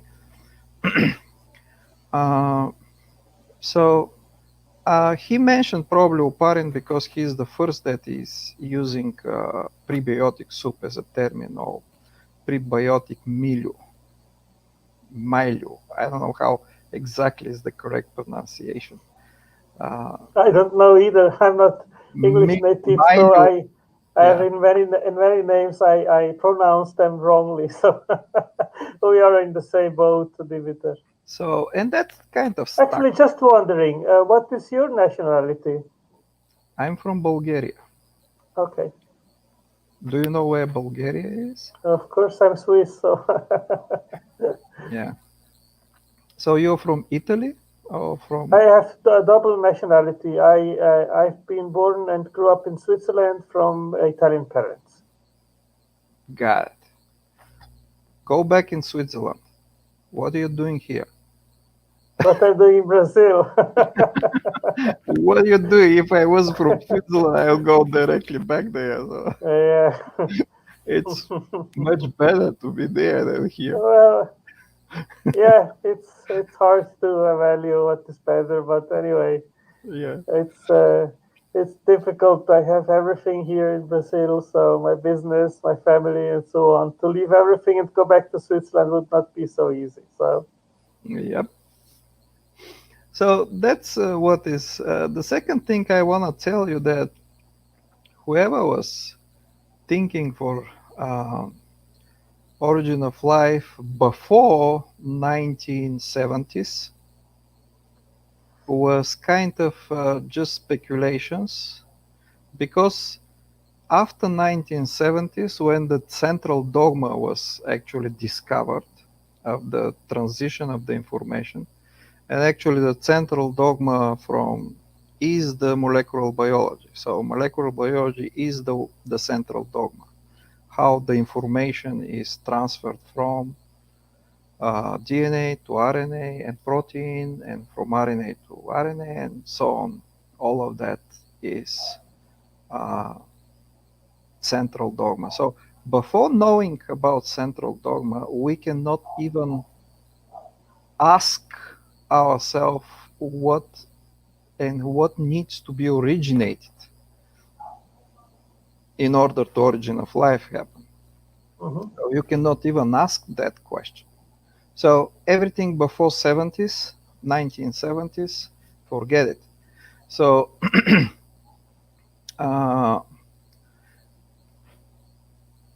that's pretty much what I wanted to tell you for this introduction of the movie. So let's keep going. Okay. Any comment, actually, and anything to say about? No. I have not so much read about the history of abiogenesis research. So whatever you elucidate and explain is interesting. Yeah, I mean, this area, it's when I someday when I retire, someday maybe 15 years from now, or I don't know when, I might sit down and write a book about history of that, which will be very much more interesting, actually. I like history. Okay. I like history Okay. a lot. Okay. Let's keep watching. Composition is nitrogen, which is included in all enzymes and genes. The ultimate source of nitrogen for the biosynthesis of amino acids is abundant atmospheric nitrogen, a remarkably inert molecule. Thus, a fundamental problem for biological systems is to obtain nitrogen in a more usable form. This problem is solved by certain microorganisms capable of reducing the inert N triple bond molecule of nitrogen gas to two molecules of ammonia in one of the most amazing reactions in biochemistry. This bond is extremely difficult to break because the three chemical bonds need to be separated and bonded to different compounds. Nitrogenase, a veritable molecular sledgehammer, belongs to the only family of enzymes capable of breaking this bond, carrying out nitrogen fixation. But on early Earth, biosynthesis of fixed nitrogen was not available. For the origin of life, an abiotic source of biochemically accessible nitrogen, especially reduced nitrogen, is necessary. There are proposals for example UV-driven chemistry, which is constructive for synthesizing and activating nucleotides and amino acids, but is destructive for more complex organic systems, such as, for example, DNA strands. The problem of getting all amino acids used in life by origin of life experiments. In 1953, Okay, stop it Stanley here. Miller, So, a PhD student That's at the the one. University of okay, so one friend So I'll tell you something that you should know forever. So the definition of propaganda, and that was given to me from my friend from Russia, actually. And he gave me the definition of propaganda. So the definition of propaganda is very simple. It's called truth, truth, truth, lie. It's just remember it. This is the definition of propaganda. So you can bring lots of absolutely fabulous, important, and true, real biology facts. I mean, the enzyme that is doing nitrogen fixation, all of the bean family, you know the bean family of the plants, they exist in symbiotic conditions with bacteria which fixate atmospheric nitrogen and fixate and became available for the synthesis of the bean plants. So even I have example, my garden, my bean, when I put my beans there, they started initially to grow and suddenly they stopped. And I was waiting to continue and they just stopped. They didn't want to grow at all. And that continued for 2 months approximately. I was shocked. I initially I was kind of very puzzled, and even I bought a new soil. I wanted to replant it back in something better, like some better soil. But those plants shouldn't be so much dependent. I mean, they should grow anyway. And suddenly, after 2 months of complete waiting, nothing has development. Just not there was no growing at all. 2 months. Suddenly, those plants are starting like skyrocketing to grow. So, I mean, it is obvious. So the plants was just waiting until they developed the bacteria, those nitrogen fixation bacteria, and the root system. I think rhizobia, they call it, right? I don't remember. Yeah, probably. Yeah, it sounds familiar. Yeah. And then you see, I mean, now it's very big plant. So, but that was kind of reminding myself that, you know, you have to remember what. Yes, as far as I know, the two methods by which nitrogen is fixed, it's by cyanobacteria and by this rhizobia bacteria, which form symbiosis with plants in the roots of the plant. So this is just keep in mind that evolution usually. So we usually used to say that evolution goes by surviving the most fitted, those that the strongest one, and so on. Actually, the evolution is the surviving of those that will continue to give their genes to the next generations. Mm-hmm. And most of the time that's happened by cooperation, mutualism. So that's why you have, I mean, the mitochondria is a very early example of those, and the chloroplast as well. So this is a mutually existing forms, which they initially was separate organisms, which they merged together at some period of time, and became mutually dependent each other. Yes, I very much object to the endosymbiotic theory for several reasons. I have an article on that at my library, and if you're interested in that, I can send it to you through email. Actually, I can find it now, and I can put it in the chat so anyone can have a read of it. And so, but let's move on in terms of, I want to just go and finish with the movie, because anyway, so I have to finish relatively early today. But don't worry, if we don't finish, I don't think we will finish today. We will finish another time, and then So my point that was will be about, also in the private chat, the link, and then yeah. you can give a look as well. Oh, So I see. shall I continue? So let's not with the well. So I mean, that was the important point. So here it's so he wanna point in the video, this guy, because it's indeed. I mean, the nitrogen, two nitrogen atoms bond with three links, three covalent bonds. It's a very strong connection. Yes. It is very difficult also to be break, but it is very. Let me just stop you quickly.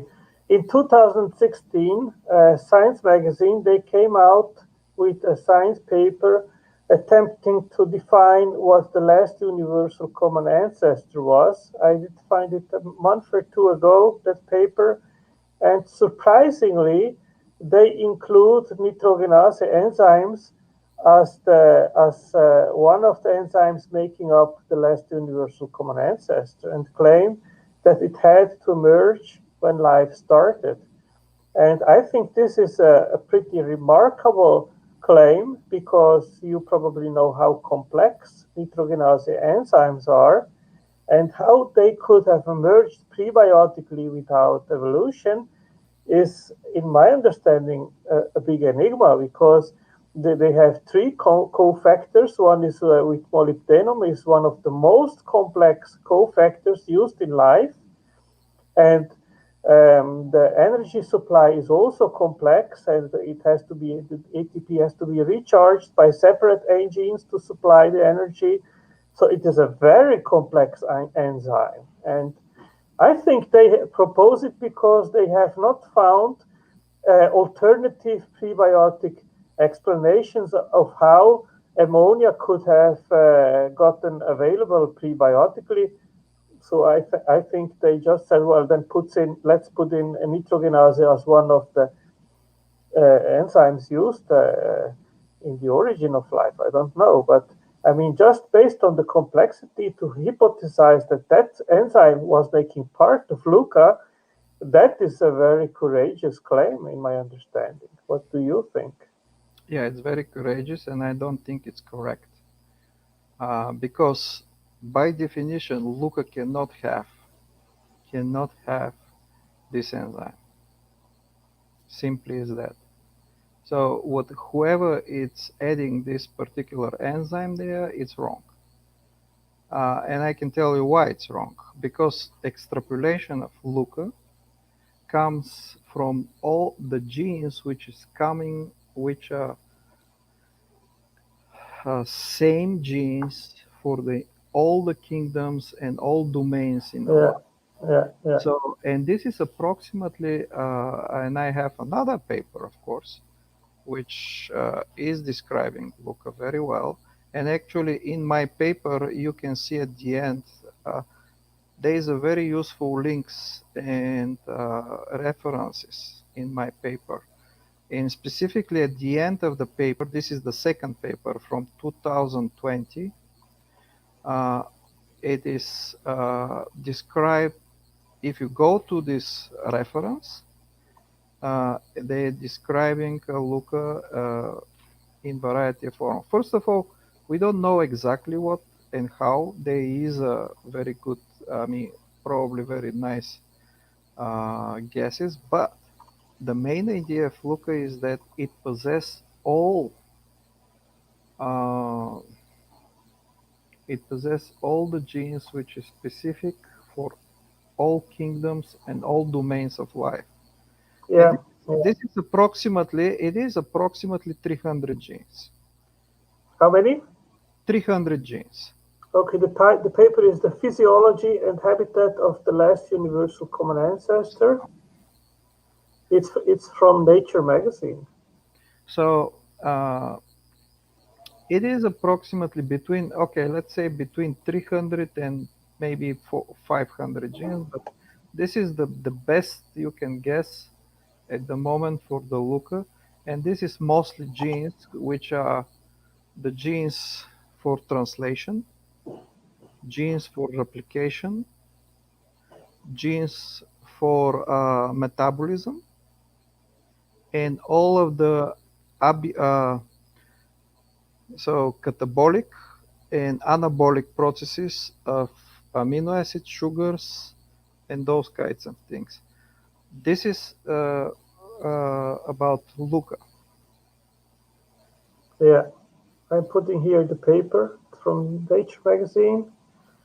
And what is remarkable in my understanding, Dmiter, is that they claim that the amino acids they were obtained by the environment, and I don't know how they warrant that claim by the simple fact that we don't know how the 20 amino acids used in life could have been available prebiotically because they have never been synthesized in the lab. At least 8 of those have never been synthesized in the lab, Okay. at least as I know. Yeah, so that is coming in the video, but let me first finish with the nitrogen and the nitrogen fixation to ammonia, for example, or some cyanides or just derivates from ammonia. So the nitrogen, although it's very difficult to be fixed, it is quite possible to be fixed. So there is a very, it's a harsh conditions. It's a harsh conditions, and you Was can, there lightning at prebiotic Earth? yeah, in a prebiotic earth, you can find the conditions where the nitrogen could be fixed. So it's not excluding possibility to have a relatively good amount of nitrogen. Heat plus water, heat plus water energy could do the actual fixation, a nitrogen fixation. I still remember from my biological classes in high school. I still remember that moment where my teacher told me that the second way, the second way to have nitrogen in the soil available for the plants, except of course the bacteria, azote fixation bacteria, was the lightnings. Yeah. And I was surprised. I mean, not surprised. I was kid during that time, but I still remember that fact because as many the lightnings you have in the contact with the nitrogen, you are actually reducing. I mean, you fixation the nitrogen. Yes, yes. And so they and you for sure have much more lightnings in the prebiotic earth. That's for sure. Not to mention the heat sources, there is quite a lot, and in contact, the atmospheric nitrogen in contact with evaporated water, um, it could do it. So basically, what he wanna use this movie is just to speculate because something is very difficult now, could be almost impossible to be available in prebiotic world, which, by the way, it's simply a wrong claim. So you cannot say that. There is no way to say, okay, there was no conditions in the prebiotic earth, there's nitrogen cannot be fixed. That simply cannot be true. Just simply because you have lots of energy sources in a very violent world during that time. Yeah, I have started this subject. I have So put you the link in the private chat and as well disposed it to the chat for everyone to have a look. And it is an interesting subject, yes. yeah, so let's go for to continue with the video. Okay. Yeah, I just need to go to the bathroom for a second. Okay. I will stop the video. You can go to the video where about the amino acids. They ran water,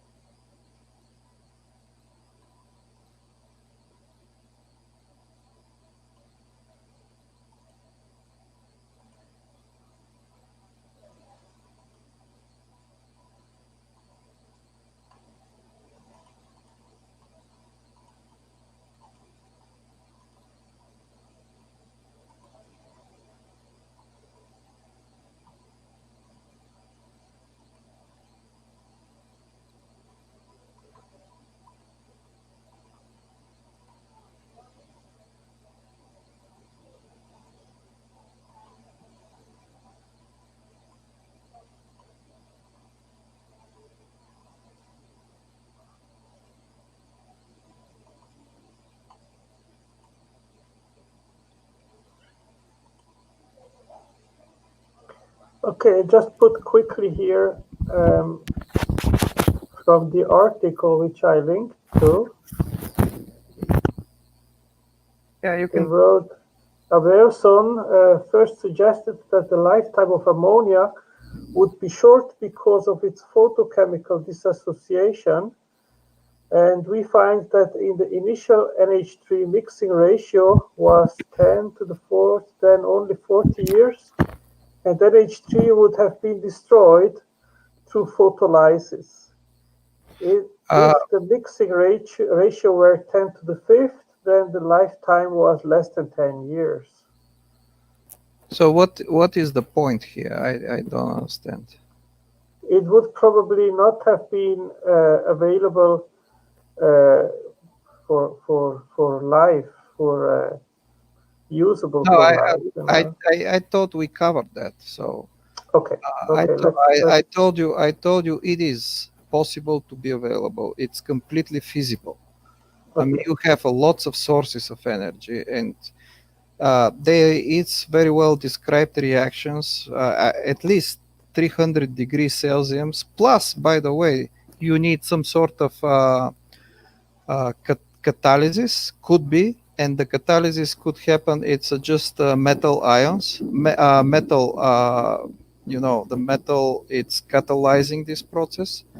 Silicium and so on. It is described process of nitrogen fixation. So Okay. it is possible. Okay, I'll move on. methane, ammonia, and hydrogen in a sealed flask with a pair of electrodes to produce a spark. And from those simple building blocks, discovered that more complex compounds, such as amino acids, were spontaneously produced. Various biological chemicals were found. Glycine, the simplest amino acid, plus one of two other chemicals of interest. After Miller's death in 2007, the so-called volcano in the bottle experiment was performed, and in total 22 amino acids were identified. And the Secular Humanist Society heralded that all 20 of the amino acids found in proteins, plus a few others, were produced.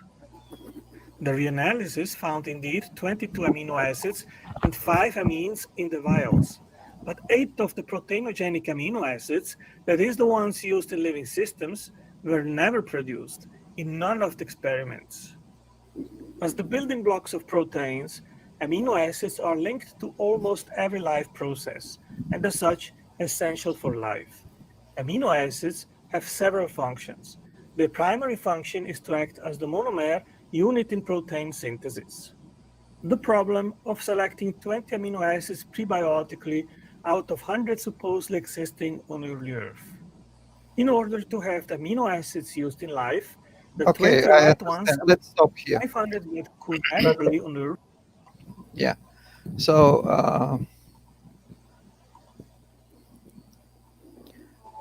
as I mentioned before, specifically for the amino acids, as you know, are very easy to be produced in prebiotic systems. Of course, not all of it.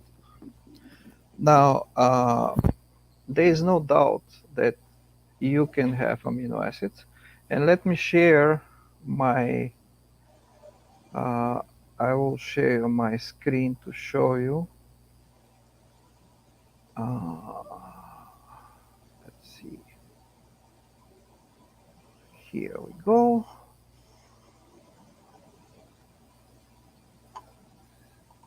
Okay, can you see this particular table? Yeah. So this table represents the most likely prebiotic amino acids that you can have. Why?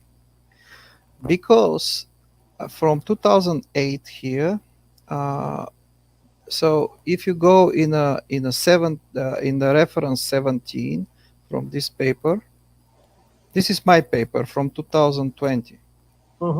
So De Santana and co-authors, reference 17. If you want me, I can pull it down to pick it up. 17. This is one of the best. Here we go. So okay, I want to just copy. No, just I will copy. So I'll copy it. And I will put it in the chat here. Paste. Send it. Here we go. So I'll go back to up here.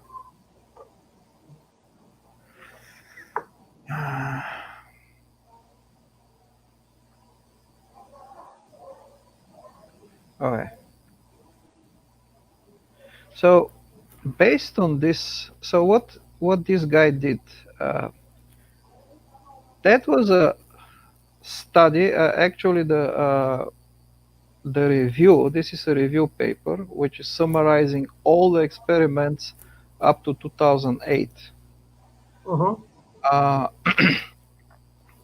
And he tried to analyze the experiment by a variety of sources, a variety of energy sources, in endogenous and exogenous sources.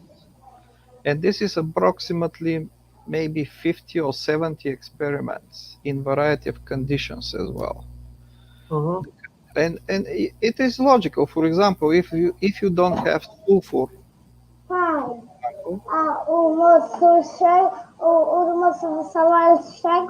Just a moment, Dmiter. I have to attend a person. 2 minutes, please, okay?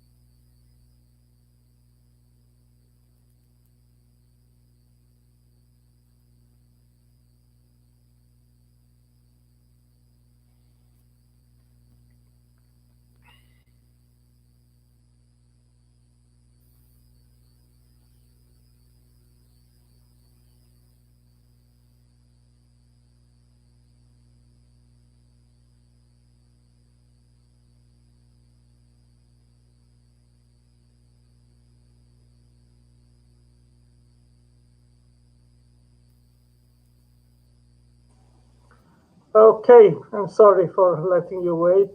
That's okay. So we have to speed up a little bit, but it's okay. So this particular paper makes a very good analysis of all experiments, and this is the conditions, the actual findings, the mass spec data, everything what is there. So, and finally, the guys make some sort of conclusion what could be expected. And you can see, for example, here in A, this is the amino acids with endogenous Earth source. And in B, exogenous possible. Can you explain to the public what endogenous means? Because not everyone is familiar with endogenous terms. mean from the planet Earth, whatever could be created in the conditions of planet Earth. Exogenous mean those that can come from meteorites. Yeah.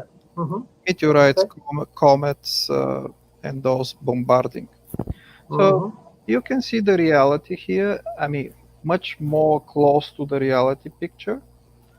For example, if you see exogenous, the B, there is just a few amino acids. So, Dmiter, can you confirm if my information, I can be maybe not up to date. What I have read is that 8 of the 20 amino acids have never been synthesized in these prebiotic lab experiments. Is that correct? Just some was not, probably tryptophan, phenylalanine. I'm not quite sure which one, but they are not more than 2 or 3 amino acids, which are almost missing in all experiments. But that doesn't mean anything. So in A, you can see here in A, you see a kind of very much many amino acids. So I can count it 1, 2, 3, 4, 5, 6, 7, 8, 9, 10, 11, 12, 13, 14, 15, 16 amino acids. So those 16 amino acids are probable, highly probable, almost certainly are presented in prebiotic conditions. Also, you can see based on this table, which is summary, here in this table I just put the biological protein type of amino acids. You can see also there is a very high difference about in the abundance of the amino acids. So the most abundant amino acids in prebiotic conditions are, and for sure should be, glycine and alanine. This is the most simple amino acids.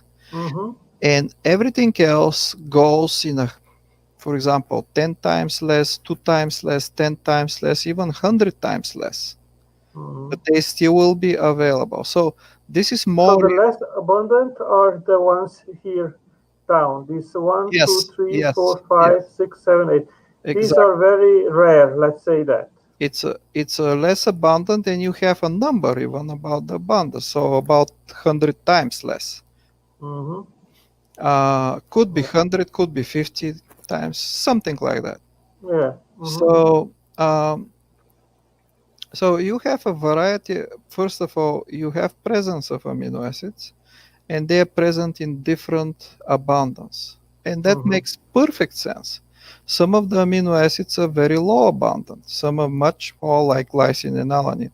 So mostly if you look and if you grab some water source from prebiotic earth, you will see mostly glycine and alanine and a little bit isoleucine and valine, but all of those will be there. So it's quite possible to be there, including asparagine, and including arginine as well. So there is also one 2020 review from John Sutherland and Dmiter Soselov.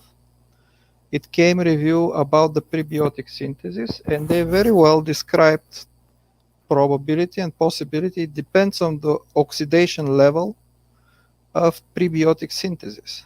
It's a brand new review.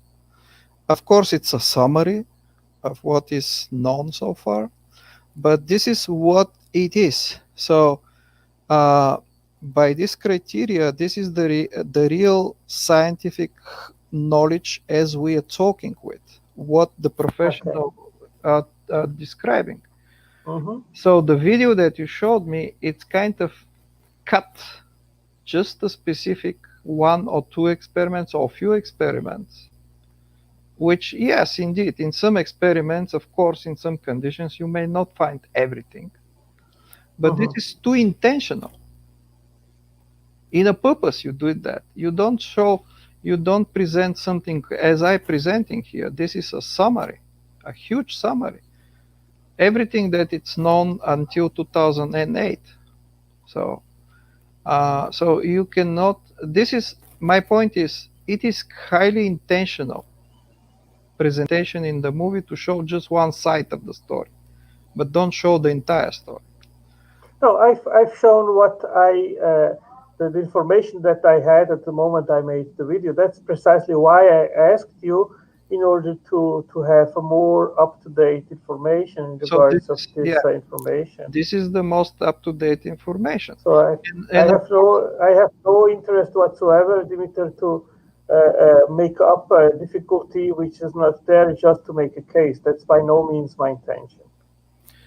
Yeah, so this is actually what is more close to the reality. Of course, if you ask me, is this exactly what was? No, I don't know. I mean, nobody knows. But this is what the actual experiments for. This is experiments, Miller-like experiments, and there are hundreds of those experiments.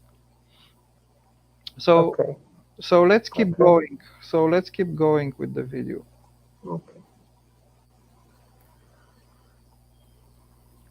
I will stop my sharing, of course. Yeah, I forgot to stop my sharing. Okay.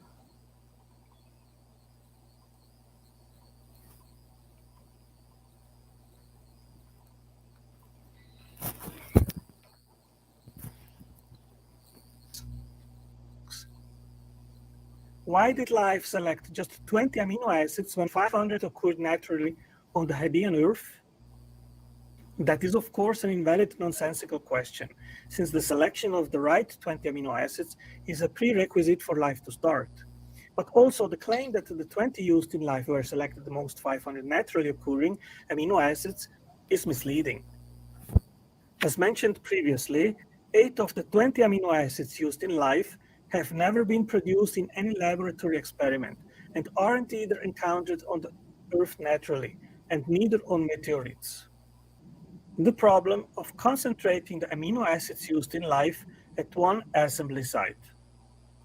Polymer formation in aqueous environments would most likely have been necessary on early Earth because water would have been in the reservoir of amino acid precursors needed for protein synthesis. The desired reagents would be extremely dilute in the ocean, and there was no mechanism in existence to concentrate amino acids to one place to start polymerization reactions. But then, even if that hurdle would be overcome, the next problem arises.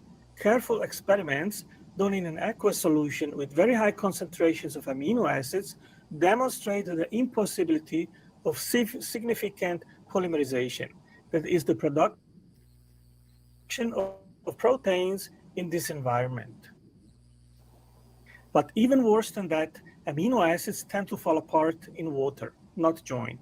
Even if there were billions of simultaneous trials in the billions of building block molecules interacted in the oceans, or on the thousands of kilometers of shorelines that could provide catalytic surfaces or templates, even if, as is claimed, there was no oxygen in the prebiotic Earth, then there would be no protection from UV light, which would destroy and disintegrate prebiotic organic compounds. A common argument is that amino acids would have been generated in hydrothermal vents, deep in the ocean, far from sunlight. Hydrothermal vents could have been the primordial hatcheries of life. But then, Stanley Miller gave a clear answer. submarine vents don't make organic compounds, they decompose them. The problem of understanding why life uses 20 amino acids and not more or less. Another relevant question is, why are these 20, in some cases 22 amino acids used in life and not another set? Why 20 and not 10 or 30? And why those particular 20? Forming soluble, stable protein structures with close-packed cores are essential to stabilize proteins and to form a rigid structure with well-defined binding sites. And that requires the variety of amino acids used in life. A selection of different hydrophobic amino acids permit more options to build a closed protein core and a pocket fit to permit the performance of a variety of enzymatic reactions. On the other hand, proteins required on the surface, for example, of cell membranes, require straight chains and polar like arginine and glumatic acid. Scientists have found that the set that is used by biology has a number of surprisingly non-random properties that stand out very clearly. The paper, Frozen but No Accident, Why the 20 Standard Amino Acids Were Selected, concluded remarkably, we find that there are excellent reasons for the selection of every amino acid. Rather than being a frozen accident, the set of amino acids selected appears to be near ideal. Another paper of Nature magazine, Extraordinarily Adaptive Properties of the Genetically Encoded Amino Acids, reported in 2015. We drew 100 million random sets of 20 amino acids from a library of 1900 structures and compared their coverage of three chemical properties, size, charge, and hydrophobicity, to the standard amino acid alphabet. We measured how often the random sets demonstrated better coverage of chemistry space in one or more, two or more, or all three properties. In doing so, we found that better sets were extremely rare. In fact, when examining all three properties simultaneously, we detected only 6 sets with better coverage out of the 100 million possibilities tested. That's quite striking. Out of 100 million different sets of 20 amino acids that were measured, only 6 are better able to explore chemistry space than the 20 amino acids that life uses. That suggests that life's set of amino acids is finely tuned to 1 part in 16 million. The problem there is that molecules and an arrangement of correctly selected variety of amino acids would be of no function until life began. Only a conscient intelligent agent with foresight and reasoning could select for specific distant purposeful goals. Random unguided events produce only chaotic structures. Science is absolutely clueless about how the optimal set could have emerged prebiotically and without the guiding hand. The problem of homochirality. Okay, Most let's. molecules of life are homochiral. Okay. That is, they So this paper, actually 2015 paper, I actually cited it in my 2020 paper. You can find the same paper as a reference. Mhm. And the idea of the paper, it's not exactly as they said. So, and as it was presented in the movie. Of course, he used a huge library to look the function, but the conclusion is that he found the best fitted, and even some of not natural amino acids, I mean not natural, not biological amino acids, even could be better fitted than the other one. But final conclusion of this particular paper was that overall speaking, the 20 of amino acids cover the spectrum of chemical interactions that is needed. That's why it's Correct. not select. Now, Yes, that is what I say in the video. here we have 2 misleading moments from the movie. First, the misleading moment, as I explained, was the abundance and the presence of the amino acids into the prebiotic conditions. And first of all, you do not need, again, I will ask by what model. You don't need all of the 20 amino acids to trigger life interactions, to trigger life. You even my colleague Higgs, which is living in Canada, in Hamilton, Canada, he first proposed the 10 amino acids early and 10 late amino acids as a possible scenario of the uh, assignment of the amino acids. So according to his hypothesis, the first 10 amino acids that was available was the most abundant amino acids. And those amino acids are actually those that build up the first structure of life. The second 10 amino acids was those that has been synthesized by metabolically by the new formed life. So in fact, I don't think this is the correct hypothesis. Even that sounds You mean the one proposed by your colleague or what I said in the video? both.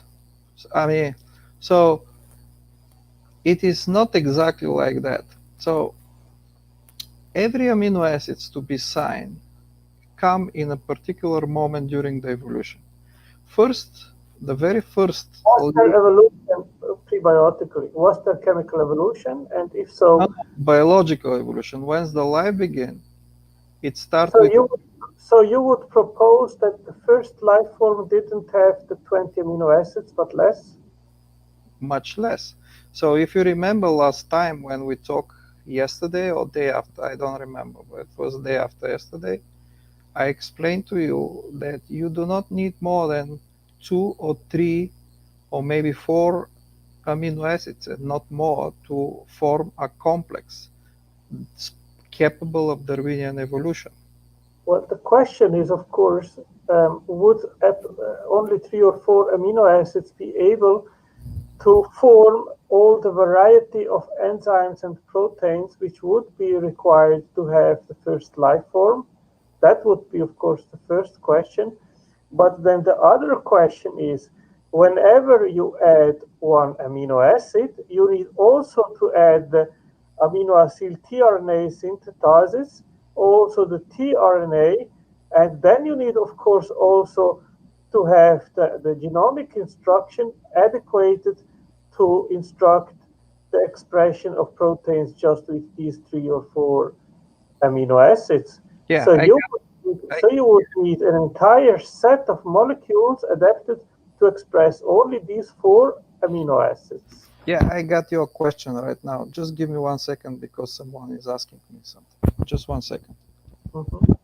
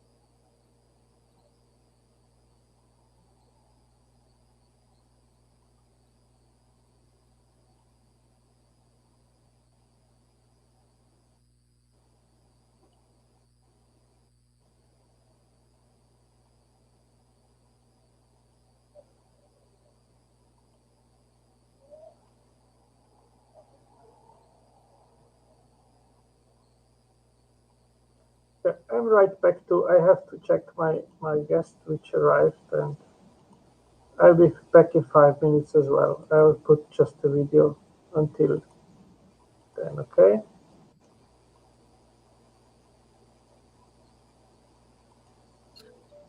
Crick, Watson, and Wilkins shared the 1962 Nobel Prize for Physiology and Medicine, Franklin having died of cancer in 1958. Four major classes of organic molecules are found in living cells.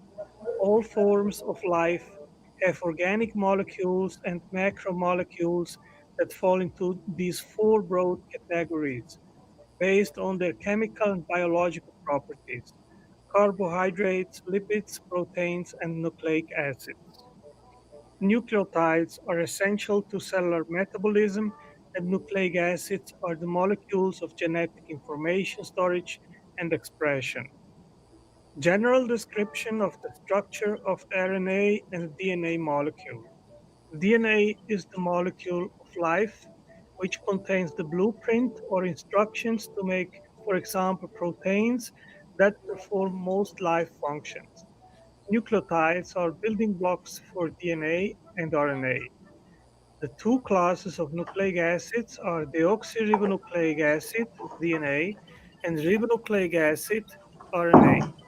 DNA molecules store genetic information coded in the sequence of their building blocks. DNA can be considered as a modified form of RNA since the ribose sugar in RNA is transformed into deoxyribose in DNA at the 5' position. The uracil base is methylated into thymidine. The structural difference between these sugars is that ribonucleic acid contains a hydroxyl group, whereas deoxyribonucleic acid contains only a hydrogen atom in the place of this hydroxyl group. Nucleotides which contain deoxyribonucleic acid are known as deoxyribonucleotides. Okay, sorry about that. Problem. Yeah, approximately after 20 minutes, we should stop. Now, see, the way of thinking usually, when you're a scientist and you want to think as a scientist, you should avoid biased thinking. Yes, So, of course. and this, yeah. So what I'm trying to say here, don't try to put a model first and then try to build up the model and try to. So, for example, because of according to someone's model, something will not happen. That doesn't mean immediately that there is no solution to that. So let me explain you about the assignment of the amino acids.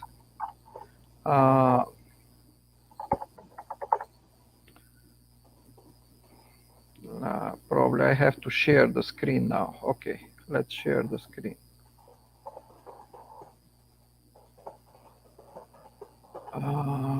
And okay, so I'm sharing the screen. Okay, just a moment. Okay. Okay. I don't see you, but Just a moment. it is okay. Yeah, now. Okay. Okay. So we saw about the amino acid abundance. I'm scrolling down here. Okay.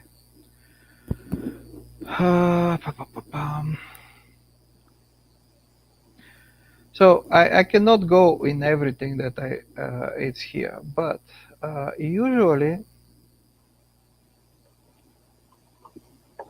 based on many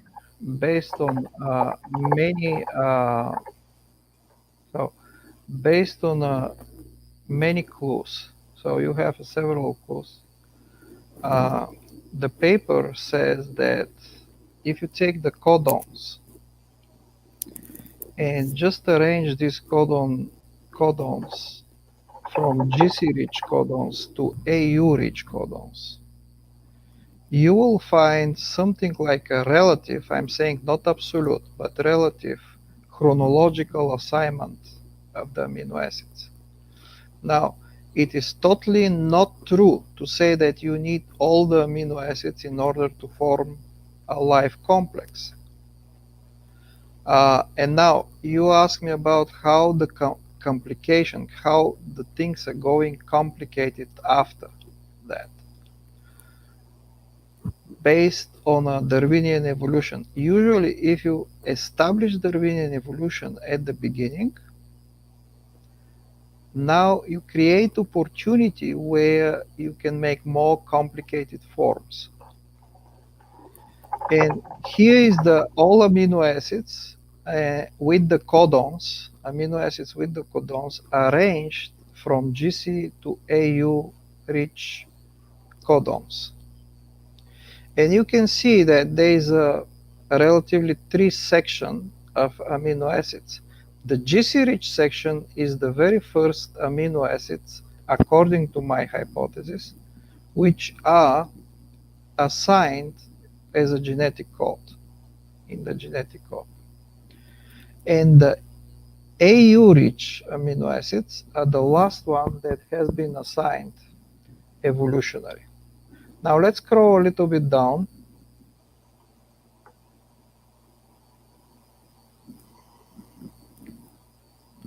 I'm here I'm describing, okay, here's important moment.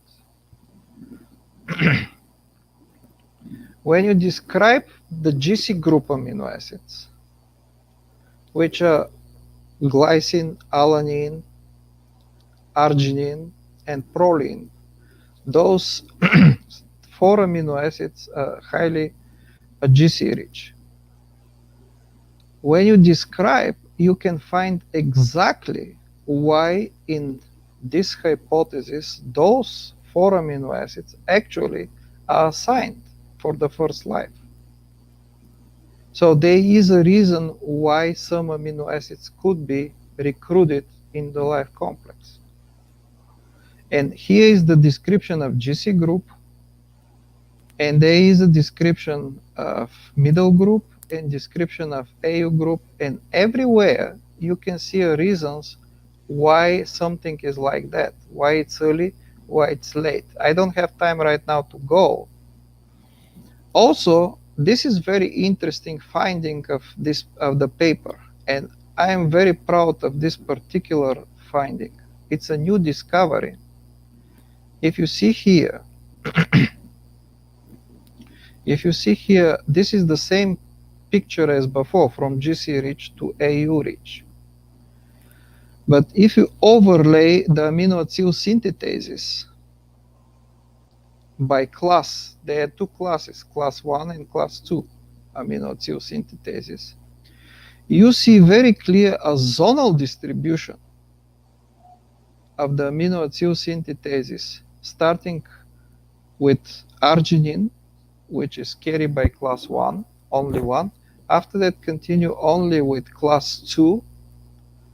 After that, continue with class 1. And after that, both. So you have a very good zonal distribution, which, what does it mean? That means you have a very clear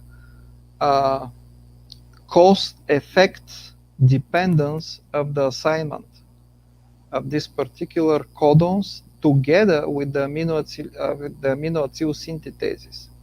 But you know, Dmiter, the problem that I have with all that scenario is that, first of all, molecules, they, on a prebiotic Earth, they had no urge to make assignments of codons to amino acids. Secondly, you need a whole entire system to make the whole trajectory possible from transcription to translation. And translation, you require several macromolecules. You need the ribosome, you need the tRNAs, you need the amino acid tRNA synthetases. You need all this stuff to interact together to have polymerization of amino acids. And each of these protein complexes, to synthesize them, especially the ribosome, you know that, is extremely complex. To make the ribosome, you need scaffold proteins, you need chaperones, you need cofactors, You need the right sequence to bring the ribozymes and the proteins of the ribosome together to start interacting. And I cannot visualize and imagine how you can get to that in a stepwise evolutionary fashion, as you mentioned, Darwinian evolution. And in special, these proteins by themselves, they have no function unless you have everything together working in a joint venture together. So it doesn't matter if you have a starting point with 10 amino acids or with 4, which you suggested before, or whatever. Even if you start with 4 amino acids, how do you start that relationship of information bearing molecules, the nucleotides, and then how do you make the bridge of the machinery to transcribe and translate it, and then how do you bring all that together in a functional relationship if there was no guidance? Okay, but why you are so whatever you just said, it seems that I never told you before anything. Did I am asking you because did I describe you yesterday? I mean, the last time, did I describe you how actually you have primitive translation to occur? yeah, you made some kind of relationship of nucleotides joining to amino acids and so forth. But I am asking you this because in your description, this didn't come out in a manner which I was actually able to understand functionally how that could occur, and a narrative which logically follows to have functional proteins at the end, which then leads to a first emergence of life. I Okay, mean, let's go step by step, and I'll be trying slowly but surely to describe you exactly what is the idea. So you do not need of complicated forms in order to have primitive translation. Don't forget, you are working with wrong model by saying you cannot do that, you cannot do that. That's not the truth. You can do it, but with different models. And the model is simple and very clear. So this is the picture, figure 3, which is a 2020 picture of the same picture that I showed you last time, which happened to be figure 3 as well.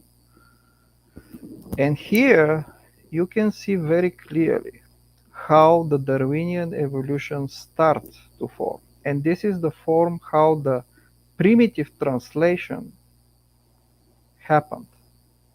I said translation. By saying primitive translation mean that you have interaction in a way that have a specificity between one amino acid and the specific sequence of the RNA. This is a very primitive form of translation, and this is the beauty of this hypothesis because it's extremely simple.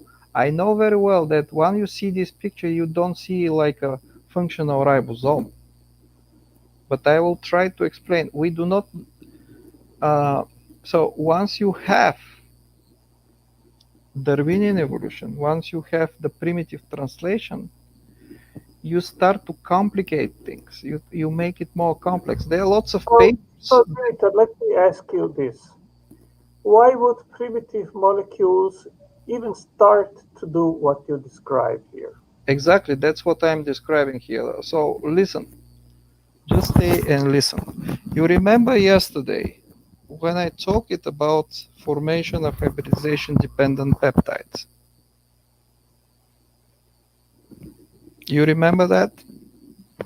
I didn't understand. Can you repeat, please? Yesterday when I described you hybridization peptides, how yes, hybridization. Yes. Okay. so this is here in this particular figure. It's a stage 4, the very right one on the right. So here in the stage 4, you have pretty much. That's to answer to Mike. Mike, I understood what Dmiter is saying, but my question is not that I didn't understand his concept. I don't understand how you go from such a primitive form to the way it is performed in modern cells. But go ahead, Dmiter, please. Yeah, that's exactly what I'm trying to explain. Here on the number 1, position, you have a bridge peptide. The bridge peptide have from one side arginine and the other side is aspargine. Now arginine interacts with GC-rich, and you see that on the 2, on the section 2, you see these errors there. That's a very important. This is the moment. This is the magic where this error happens. So from one side, arginine interacts with this RNA. From another side, you have positive to negative interactions with aspargine, which is part of the bridge peptide, and free arginine. And see, from left side, you can see the electrostatic attraction, but from the right side, you have amino acylation. On the number 2, you have a specific interaction between RNA and specific amino acid. Now, I can say this is not absolutely specific.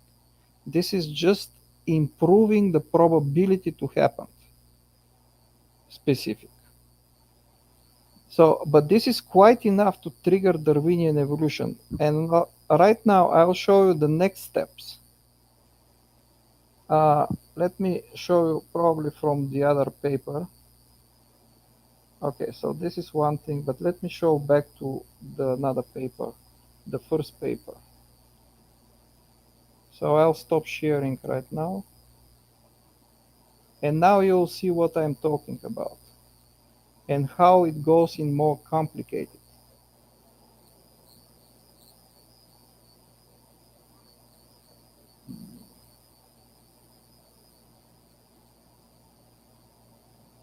So describing a very first form of primitive translation, it's a good start. And this good start actually shows in general how the things are working later on. We do not know everything in details because this is science. We don't know everything yet. But in general, you can see the logical steps which come from one side to another, meaning you cannot deny that that could happen. So here is what I'm trying to show you.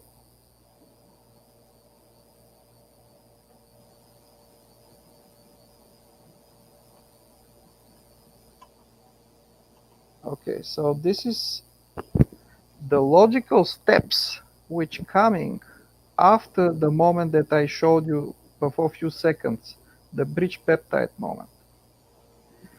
At that moment, you have a moment where the Darwinian evolution is triggered. The Darwinian evolution is triggered. Once you trigger the Darwinian evolution, everything goes, and now it's became possible to be more complicated. Here you see non-coded HDP and coded HDP. You can see that? Yes. So non-coded HDP and coded HDPs are the moment where the actual bridge peptides start to function and to generate a Darwinian evolution. Now, the proteins, the evolution of proteins goes from a very small peptide to much longer peptide, which can be a motif. After that, you have a long folded peptide. And after that, once you have long folded peptide, and this is very important to understand, the protein evolution doesn't go in a just like having immediate fully functional protein. Initially, everything was very short peptides, but they became more complicated, this very short peptide, and became motifs. a specific motif which is preserved because of the function. Everything here functioned because What function? everything functioned here because of the resistance to the environment. Simply to say it's surviving. Simply it is stability. Function is stability. As stable as the system, as longer will be there. So Okay. formation of genetic code is a result of more stable situation. Once you have a genetic code or codes, you will put the same amino acid more frequently in the correct position. What is correct position? The position that secure better stability. Am I clear? I don't get why that should be so, Dmiter. I don't understand why molecules would interact in such a specific manner. Why? Because it's stabilized. You interact in all manners. You have very different interaction. Is there an urge by molecules to stabilize? Exactly. As stable is the system, as will longer stay. That doesn't mean there is no another interaction. Yes, but I'm asking, is there an urge by simple molecules to complexify and stabilize the complex state which they reach? Can you repeat again? Is there an urge for simple molecules in somehow to complexify and then get in a state of stabilization of that more complex situation? That's exactly the formation of Darwinian evolution. That's exactly what I showed you. The reason but my question is there an urge or a necessity of simple atoms or elements or amino acids to go that trajectory? No, there is no necessity. It's simply the existence. If you have, for example, in the same pot, if you put plastic and metal and heat it, so to some degree plastic will melt, the metal will not melt at some degree. I don't say that what you are explaining cannot happen. Just let me please interrupt you here. I am not claiming that I disbelieve that what you are explaining cannot happen. It might be possible that that kind of complexification and stabilization of a more complex state can happen. But the issue here is that at the same time, you have many molecules surrounding which do not need and will not complexify in the manner that you say, and you will not have a kind of a higher organization of that state. It is something like more complex than maybe nearby less complex, and it will all be in a chaotic manner. There is no direction, there is no goal into becoming more complex in direction to become alive. Okay, so I will explain and we have to stop here. Okay. Now, there is direction and there is only one direction, pure natural. Stabilized form stay longer in environment. If it's more stable form, it will stay longer in environment. And when it's not so stable, what will happen then? They will degrade. They will stay whatever is the stable. So why? The reason. So why is Stephen Benner saying in his paper from 2012 that all that has been observed in the laboratory is destabilization and molecules becoming random asphalts? I couldn't hear exactly what you're trying to say. Can you repeat back? I can quote you what he said. Just it's not taking time.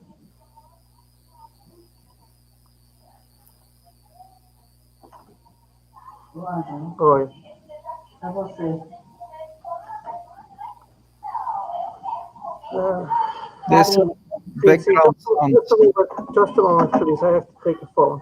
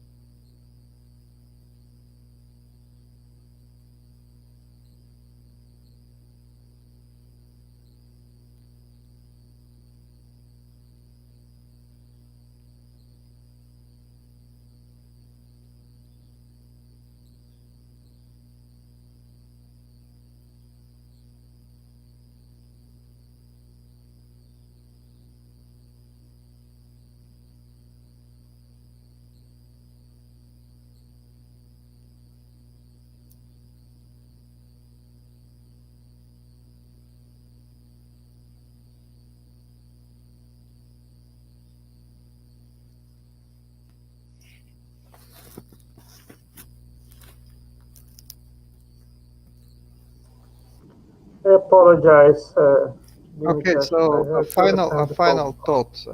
So it is Yeah, all it yeah, is all yeah. We have spent 3.5 hours so here. it is all about Nonetheless. stability. That's it. Whatever it's more stable will stay. Whatever it's not stable will not stay. That's it. The nature does not have intention to make a life. Yeah, exactly. Yeah, So I if you see that take, all the time. let me say, if you take, for example, jelly, and stone, and put it in a river, jelly and stone, and even if you secure it, the jelly will dissolve very fast. The stone will stay. The nature does not have purpose to preserve the stone. Yeah. It's just simply stone is more stable. That's why it stay there. The same thing is with Darwinian evolution. The Darwinian evolution is just the more stable stage. That's why it survived. Yeah, I have just difficulty with you bringing up Darwinian evolution in a stage of abiogenesis because, upon my understanding, Darwinian evolution kicks in when DNA replication and self-replication of life starts. No, that's wrong. That is the old. I'll show you the definition for Darwinian evolution. Just give me 1 second. And that's how we'll finish.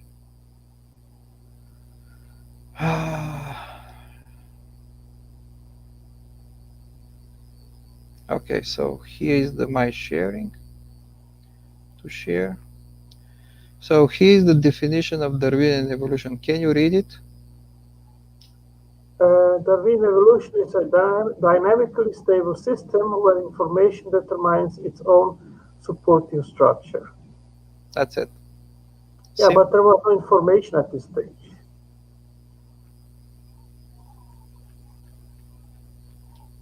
What you say?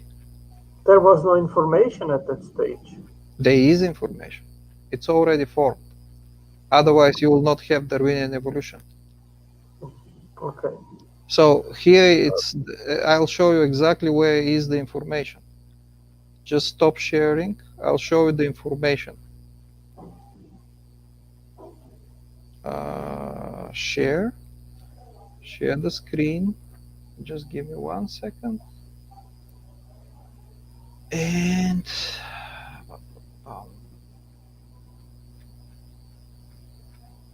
where is this? Okay.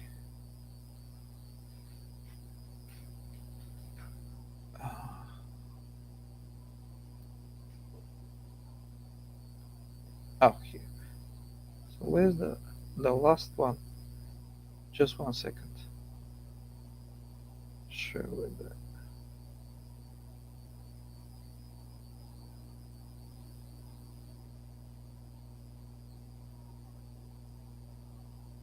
Here it is. Okay. Showing you how the information is in this very initial moment.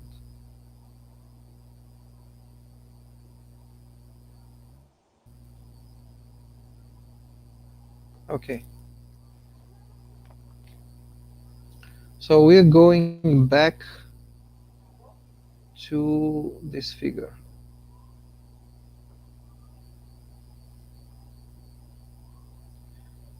That's why I'm trying to actually put a little bit effort to understand where the information is here. Arginine by itself is a positively charged amino acid which interacts with not specifically, to some extent, a specificity with GC-rich RNA. Okay. And this is proven experimentally fact.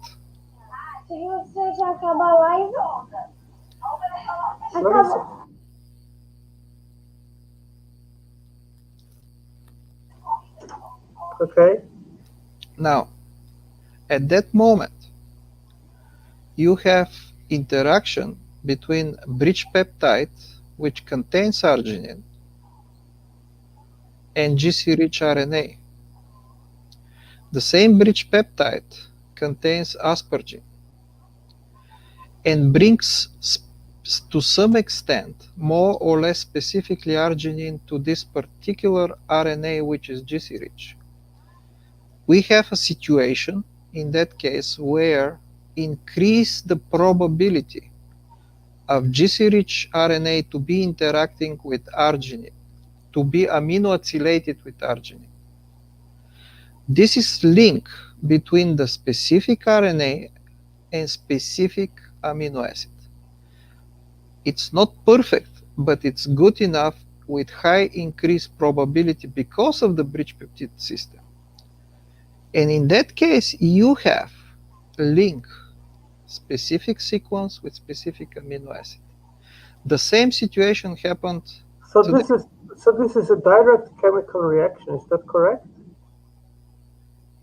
It That is is a direct. It is electrostatic. It is electrostatic, hydrophobic reactions. Those kinds of stuff. Okay, so it is a direct reaction between the two, between the RNA and the amino acid. Is that correct? No, it's electrostatic interaction. So direct. It is direct. It is direct. Direct. Okay, so in that case it is direct, but what was the dispute between John Maddox and which Mike so harshly objected is that John Maddox said that there was no direct chemical interaction between the binding point of the anticodon and the amino acid. I remember. And here you have a direct interaction, which you say. No. It is exactly the same situation as in the. So imagine that bridge peptide is your future after evolution development, your future amino acyl synthetase. So, and imagine that this RNA, GC-rich RNA, is your future tRNA. I'm saying it's your future, so it's a proto. It serves as a protoform of tRNA and protoform of amino acyl synthetase as a protein. You have identical situation. You have direct interaction between amino acyl synthetase and tRNA in order to bring specific amino acid with specific tRNA. Okay. This is the same thing. So, but it's much magnitude simple. Yeah, I understood. It's kind of a proto interaction which then was developed to the current situation. Dmiter, someone in the chat during our talk, he suggested and asked if you would be interested to have a chat with Fazale Rana. Do you know him? Have you heard about him? No.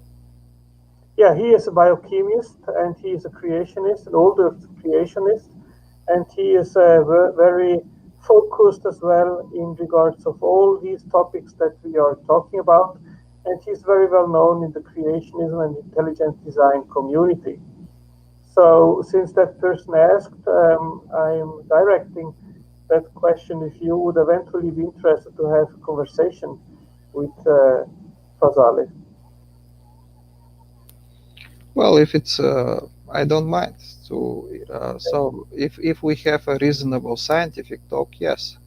Yeah, sure. Yeah, he's well known. You can check him up on YouTube. He has many videos, and he's very well known. He has a long career as a chemist, so I think you would have a nice chat as well. So, but my point is, okay, so I don't mind to chat if I have time. It has been enlightening to understand where you go with these hypotheses and the trajectory that you try to draw from simple to more complex. I understand. I'm starting to understand your proposals. Okay. All right. Okay. So, okay, I have to leave now and see you tomorrow. Okay, great. Thank you very much for your time at my channel, Dmiter. It was a pleasure once again, and see you tomorrow. Bye. Bye-bye. Okay, is there someone that wants to come in and have a chat? Smokey, do you want to come in and say something about your dispute today with Mike? Or anyone else? Feel free to come in. I have time now.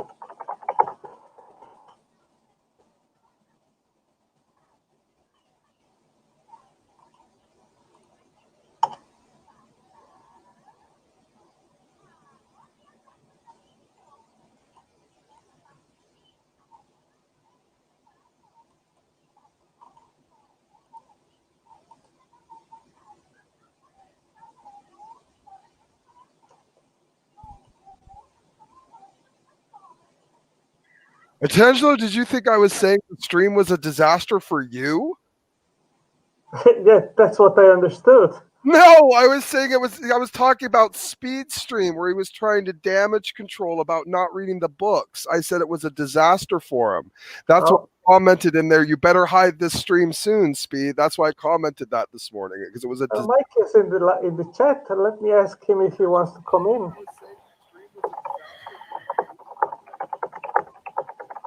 Yeah, that was the opposite of what I was communicating.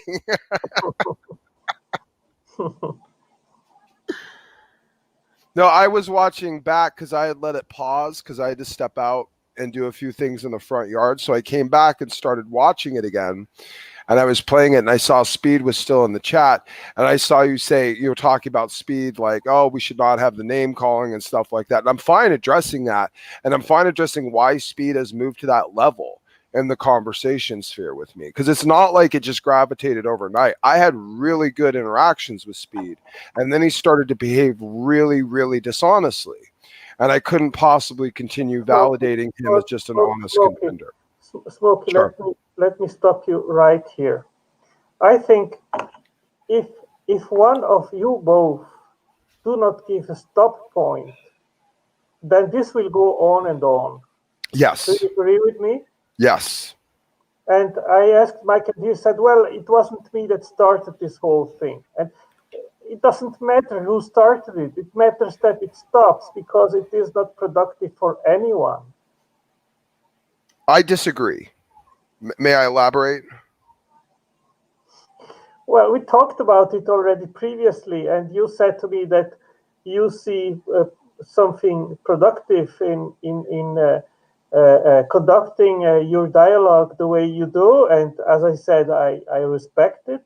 Each one of us has its own style, and basically that's Well, it. I would just like to tell you why Speed gets what he gets. And because I feel like, what's happening is a lot of times in the community, people like Speed validates this, what he does. He'll say things like, because he's a very, very dishonest man. And this is part of the problem. So he'll say things like, Smokey treats everyone he disagrees with like crap. And so like everyone kind of like just buys into that and runs with it. And there's plenty of people I've had fine and perfect, respectful dialogues with. Why? Because they're honest interlocutors. They're truly inquisitive. They're there for us to learn from each other and what our different perspectives are. The way that Speed has constantly behaved, I mean, the way that he dismisses Dr. Tour, like Speed is presenting himself as some sort of authority on all of these matters, that he's smarter than all of us, and he does these streams where he doesn't make any points, but he just talks about how dumb we all are and how if only we could just, get it the way that he gets it. And he never makes any points, and he's just such an embarrassing man. And so everyone kind of just, and I get it, everyone kind of just responds to him and like, well, Speed, you don't get it. And this isn't true. And you do your thing. And I love your thing, Otangelo. I love watching you. And I love watching you dissect. And I love your style. And I wouldn't want you to change your style for anything in the world. I think it's just fine. And you're doing awesome. And you know when to apply appropriate pressure, I think. So I haven't had any of these like critiques, really for anything that you've been doing. I mean, well, maybe a couple times I think you even could have gone in a little harder with Matt Dillahunty, but that's about as far as I would say, because I think Matt Dillahunty is one of the most dishonest men in the public sphere there is. I can't think of anyone. Maybe T-Jump might be worse, but he's not as well known. But Speed, the way he had a chance to stay on good grounds with me, and he lied about that too. He tells everyone that, well, Smokey was trying to control my channel. And that's not what I was doing. What I said is that Speed, you had a really bizarre and really poor performance yesterday in that debate with Tony and me. You were very dishonest. You were not operating with any type of rationality. Do not defend that debate. Do not go on your channel and defend that debate. If you do, I'm going to consider you as someone who's not willing to be honest. I'm going to consider you as someone with inferior character, who's not fit to be regarded as a respectful interlocutor. If you go on and try to defend that ridiculous, horrible display you put forward yesterday, we're going to make fun of you for it. And you're not going to be someone we can take seriously as someone to convince. You're just someone for us to make fun of, because you don't want to be taken seriously. You want to just preach your religion. Smokey, as I said to you previously, I think this kind of critics, it is just being repeated and it's going over for weeks and it's always the same and it doesn't really add up any knowledge to anyone, really. Oh yeah, it's not for knowledge. I'll agree with you. It's not for knowledge, and that's I So guess why maybe that's where we're separated. Smokey, let me explain to you what I do in that case. Right. Okay. You know, I deal with atheists for decades, literally. Oh yes. And I have guys calling me dishonest and calling me all kind of names all the time. Right. All the time. Right. You know. And when I see that it comes to this, then I know I have no chance whatsoever to reach out to that person because that person has already created a wall which I cannot penetrate with anything positive. Right. You agree with me on that? Yeah, absolutely. And if I start to fire back towards that person, then it will be just a fire from one side, a fire from the other side. Exactly what is happening right now between you and Mike. Right. You know? No, I'm just interested. No, I'm just interested in pointing out what a jokey is, so that what happens is that. But Smokey, all that adds to is to drama. To drama. Well, no, but what praise is pitch? Well, Otangelo, hold on. Of course, you have a public which loves drama, which loves to see how you guys name call one the other, and you say I am right, Mike says he is right, and so forth. And there is a public for that. I don't disagree. That's true. There is a public for that. But I mean, hey,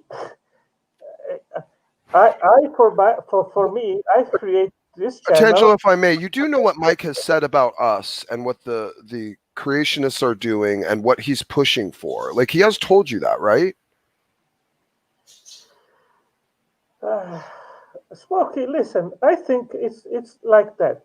At the moment that I feel that my dialogue with Mike or with the people that surround him is not worth to have anymore, then I will not start to attack his character or what he believes in or whatever. I will just say, hey, Mike, goodbye. That's it. Finish. I will move on to another people to interact with, you know? I get you. Because it's simply not productive. It's not what the Lord called us to do. Is it appropriate to you to call someone who is acting dishonestly and point out that they're acting dishonestly? Is that at least okay? Do you know what I do?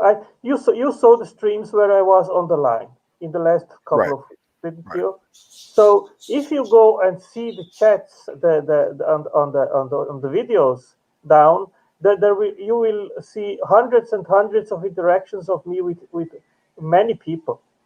Okay. Right. And you will see many called me dishonest and called me out any name that you know that you're used to be attacked. But they didn't give a case for it, right? They didn't like actually provide a justification for you being usually what I dishonest, right? say, hey, if you say that I am dishonest, demonstrate exactly the same thing where I said something which is Thank you. And that's what I've done. And that's what I've done with Mike, though. I've actually provided evidence for him being dishonest. Let me finish.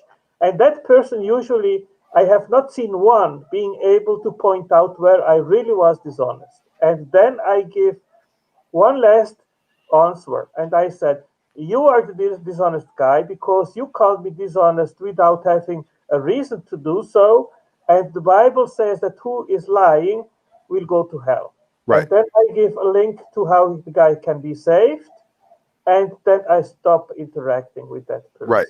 No, and I follow that, and that's beautiful. And that's finished. It's point finished. And then I will not waste any more time with that person. Now, look at your situation, Smokey. In that time that we know each other, it's about a month or two that we know each other. You have had a case with Ian Aldrich, which I was sucked into that situation.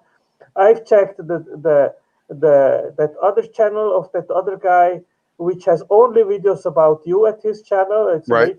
I forgot his name. And there have been many situations of of this kind of sort that you are having right now with Mike. Right. So Yep. I'm asking myself, hey, yeah, has that brought any atheist closer to reflect about Yes. Christianity? Yes. Has it been Yes. brought any positive Yes. consequences? Yes. Yes to all of those. And I encourage you, Tangelo, what's going to happen tonight is there's going to be a council meeting, quote unquote council meeting.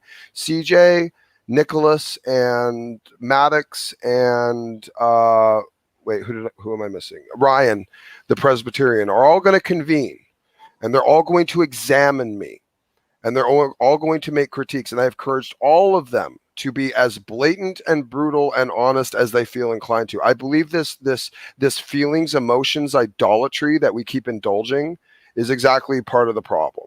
And that's fine. I'm not trying to convince anyone. I'm just going to say how I see it. And the difference between the analogy you gave me and my analogy and my situation is can you mute you can close your YouTube there, Speed, real quick, because you're gonna. I did. Okay, all right. So the point was the difference between your analogy and mine, Otangelo, was that I actually pointed out specific examples of Speed being dishonest, and this is why when he was willing to go out and defend his dishonesty by doubling down on extra dishonesty, then at that point I told him, okay, Speed, you've moved to me not being able to respect you or consider you an honest interlocker. Now you're basically trying to evangelize people with this doctrine that somehow this is the superior way to look at the world, and you're doing it with all this intellectual superior posturing, and you're condescending to us. So, Smokey, that's what all militant atheists do. I mean, Right. look at the atheist community. Right, and I'm done tolerating it. Look what all these TV or Right. YouTube shows do. They all try to convince us that there is no good evidence for God's existence, and they try to drag us down to their unbelief. Right. And that's I like to approach it from the inside their worldview component of Tangelo, and you've seen me do this, where it's about, because again, I am different than a lot of the people in the group in that I reasoned my way out of atheism. It wasn't one of the, it was one of those things where I had to find out what made the most sense. And so like Speed, we had decent interactions. But like he wanted to take it to this level where he was more interested in dishonesty and damage control than he was like actually having conversations or pursuing truth. I can't respect that. May I speak? Go ahead. Yeah, I yield. Okay, I have no idea where you think I was dishonest. If I was dishonest about anything, and you actually found out something where I'm dishonest, and you put it out there very clearly, if you do a real calm, clear treatment of that, I will correct that because I don't care to be dishonest. Now, the other thing is, Smokey, we can just lay this down. You are really not relevant to the work that I'm doing. You could just stop, just let it go. And I don't really understand. No, I'm very relevant at calling out what you're trying to do, which is indoctrination of people in the environment, saying that you're somehow someone to be respected, while you just basically just dump on the reputation of James Tour without even any justification. This is not the tactics of honest men, Speed. I have justification for dumping on James Tour. I'm sorry. And what is it? Basically, he is running a dialogue, a preacher dialogue that has nothing to do with the science. And he is not particularly relevant to the science. Dmiter is. He actually works in the field. So, I mean, yeah, I have reasons to push back on a lot of scientists and push back on them very heavily because I read a lot of science and I have, an opinion like anybody else. I mean, it's opinion, Smokey. We have opinions. Sometimes we're wrong. Sometimes we're right. I mean, you don't seem to pitch it as why is that dishonest? Well, because you don't pitch it as opinion, Speed. You pitch it as you got it figured out better than all the rest of us, and we're just too dumb to get it. This is what you always talk about. You don't communicate honestly. You don't do that. You don't do that in your biblical, scripture. Well, I give reasons for my justification, Speed. You just sit there and throw out these blanket dismissals like you just did with Tour again. By the way, that statement you just made about Tour is factually incorrect.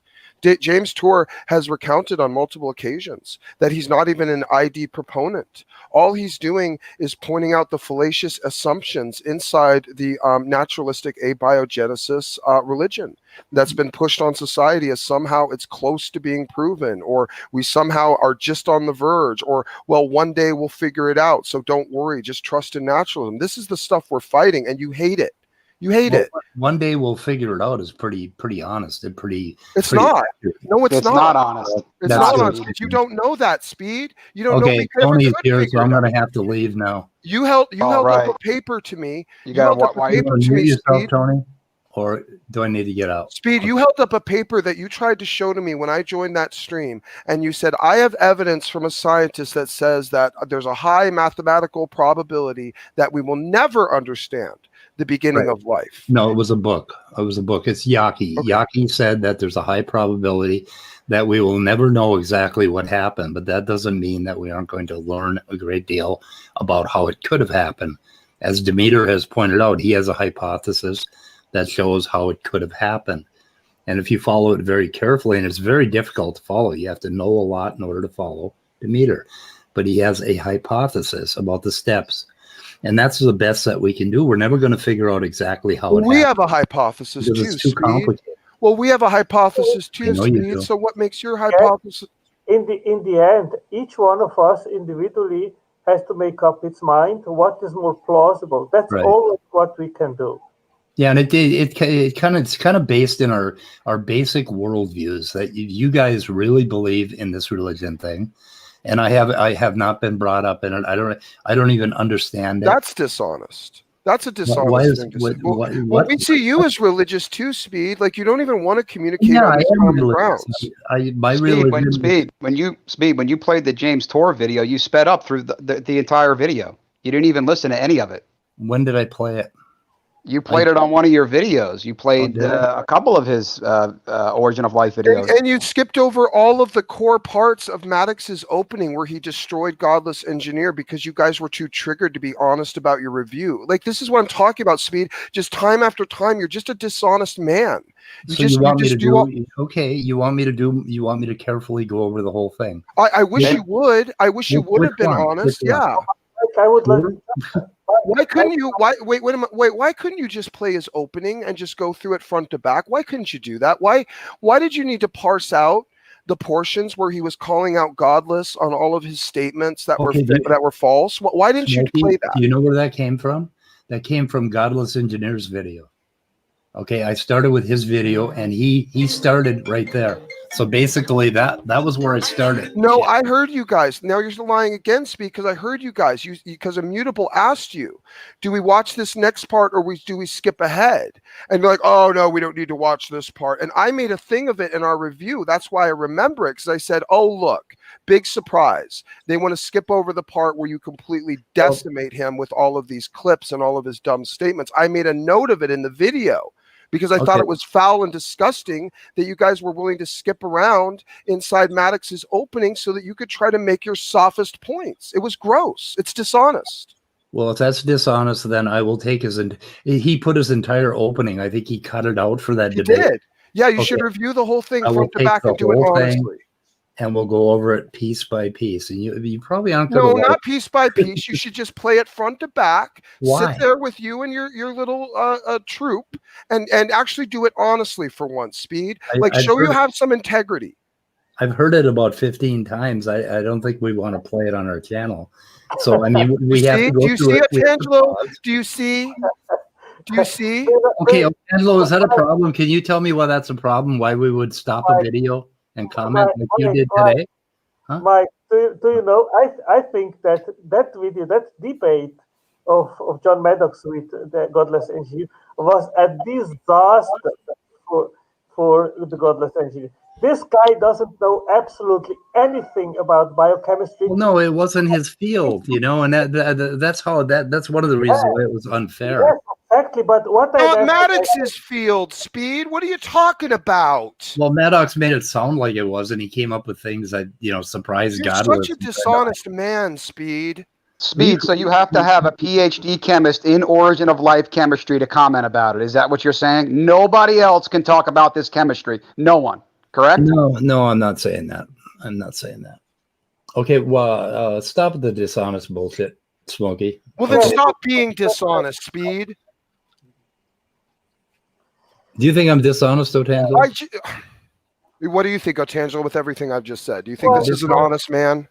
Well, I think that we all, Smokey, we are all biased to a certain degree. We all lie to ourselves. Mikey is, we all are, you know. Now, I think throwing one to the other, you are dishonest, this doesn't add up to anything in our discourse and Nope. interaction one with each other. If you, Smokey, think that Mike is dishonest and that then this, when someone says to me, I am dishonest, or if I think that someone else is being dishonest, then then it is a serious motivation to think if it's worth to keep a dialogue with that person. No, Otangelo, I'm not chasing dialogue with him. I'm just pointing out all his dishonesty all the time. That's what he's become because I can't treat him anything else. You don't understand my criticisms of Maddox, and then you're calling me dishonest. You don't have any criticisms. Oh my God, Speed. I do. All you do is Maddox doesn't know what he's talking about, and I do. Ha ha ha ha. Moving on. Exactly. Like, that's all you ever bring to the conversation, dude. And can you refute Tor? I mean, you like to make fun of Tor quite a bit. He doesn't know what he's talking about. He's not in that exact field. Okay, where is he specifically wrong? Tell Otangelo. He mentioned a reaction that basically that requires a high basic environment. Like you'd almost have to douse the I think it was God, what was it? Proteins. You'd almost have to douse them in caustic soda in order. And he mentions that reaction, and he just throws it out as one of his things. And I would call him on that. Tor is somebody that doesn't. Wait, I didn't understand that a lot point. of claims. Could you make that a little bit clearer? Because I didn't understand that. There was a reaction, and I forget the name of it, that James Tor mentioned that that alone would degrade the proteins or whatever, something that he said it would degrade them. Well, then you go and look the reaction up, and it turns out it needs to be highly basic. That means you have to have like sodium hydroxide or something in order to make this happen. I don't know why he would bring that up. That was just one point. Because you're not being. That's their okay. Well, Speed, hold it. You're not being specific. And if there was an assisting substance that needed to be in that reaction, he was, of course, pointing that out. But where? He wasn't pointing out that you would need lye in order to cause that breakdown. And he was claiming that it would happen in prebiotic. But I don't want to get into details. Okay, yeah, of course you don't, because these molecules probably do break down under prebiotic conditions, and he was making a point of that. All molecules break down under all conditions, even life today. I mean, it's just neither here nor there. Well, anyway, let's keep this above. Let's keep this at a higher level right now. Speed, we're trying, but you have no high levels. This is all embarrassing. Like now you just now okay, you. I'm gonna go with Otangelo. I'm tired of listening to Smokey. All right, because you don't have anything, Speed. Embarrassing. Why is it embarrassing? We're asking you to be very specific on where told. I want to answer to that. I'm sorry, but I can't. I muted Smokey and Tony for a moment because I want to answer to that, okay? I think one thing is just to throw at you, oh, Mike, you are dishonest. That's one way to approach when you disagree with an opinion.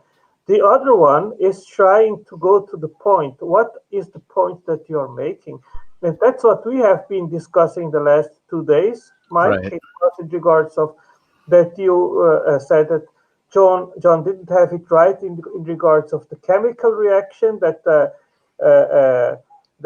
actually he said there was a distance that was no direct chemical reaction between the anticodons and the amino acids, and you said, oh no, that's just a chemical reaction.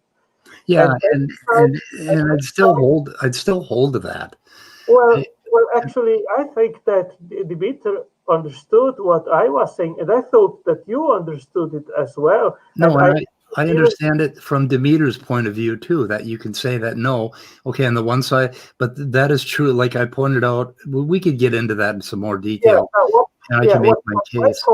But my point at this moment is, and this goes to Smokey and to Tony, if Mike makes an assertion which is inaccurate or which you disagree with, then you can deal with that in two ways. You can just throw at Mike and say, oh, you are being dishonest, or you can actually go into the point that you're making and then figure out what is the thing that we are talking about. Is it actually just a chemical reaction, or is John Maddox right? And there is a distance between the anticodons and the amino acids, and then we figure it out. And if you are right, Mike, then okay, then we give you that. But if I am right, you can also give me that and say, okay, I got it wrong, you are right. We can err, but I think that is a productive way to approach the thing, and then eventually come to a conclusion in regards of a specific topic. But if my only dialogue to you is, "Oh, Mike, you are bullshit. You are just telling Yeah. lies and so forth." That's not bringing anyone. Otangelo, you're Let me get acting it like right you're now. acting like I'm just throwing ad homs here. I don't understand this. Like Otangelo, I gotta go. I'm literally pointing Okay. out like chains of I will evidence. talk to you later, Otangelo. Okay, bye-bye. And one thing before I leave, what I would like to do is try to explain to you where I'm coming from with my worldview and why I believe that this abiogenesis thing is possible. And if I could just get you to see why I believe it, that may be progress between us, okay? So let's try that next. And I'm going to try to I have one of those 12-step meetings tonight, and I got to talk to my sponsor because I have completely gotten off base with these guys. And Smokey, please just let it lie. We don't need to, just leave it alone, okay? And I'll leave you alone. I appreciate your victim complex, and I'll concede. Fuck. You got to be more specific, Speed. Okay, if you want thank to come you. back with points. Thank you, Smokey. I'll take that. Let's just lay down our arms. Let's just leave it alone, okay? Speed, you're the one that wants to keep doing that, and then you go on the attack to my brothers. That's why you keep getting this. You know, it's like if you stayed complacent and you just talked about what you believed and why you believed it, if you weren't constantly attacking Maddox and SFT and everyone else in the group and calling them stupid and how they don't know it, you wouldn't get nearly any of this from me. I'm sorry, but I can't lay down my arms at Maddox. Well, see, then don't ask me to lay down mine. Okay. Okay, fine. Okay, that's All fair. right. That's Goodbye. fair, Smokey. Goodbye. Later. Whatever. Bye-bye. So on the one thing I'll just leave. I'll leave after this potential, but I just want to say one last thing. The point of all of this was I was actually pointing out really, really specific instances time and again where Speed is intentionally operating dishonestly. And no one is really calling it out. No one in his group, no one in his chat, the people on our side. Yeah, they're doing the same old thing like you are. And that's great. Address the very, very bad points he keeps making. But the idea that he's out there presenting himself as some authority, like he's some honest interlocker, and people aren't calling that out bothers me.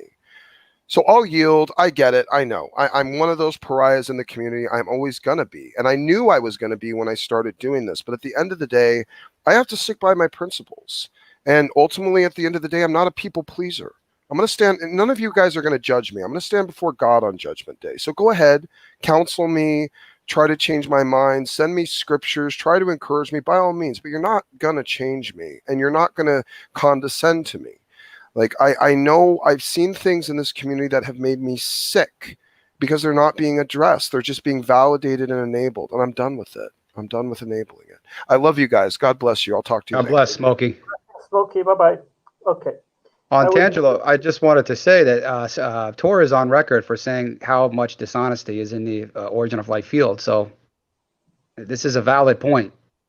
Now, Tony, I was a little bit surprised today because earlier I did post with my the God Talk account a comment on his video, and then I went there again with another account of mine, and I saw that he actually blocked the God Talk account.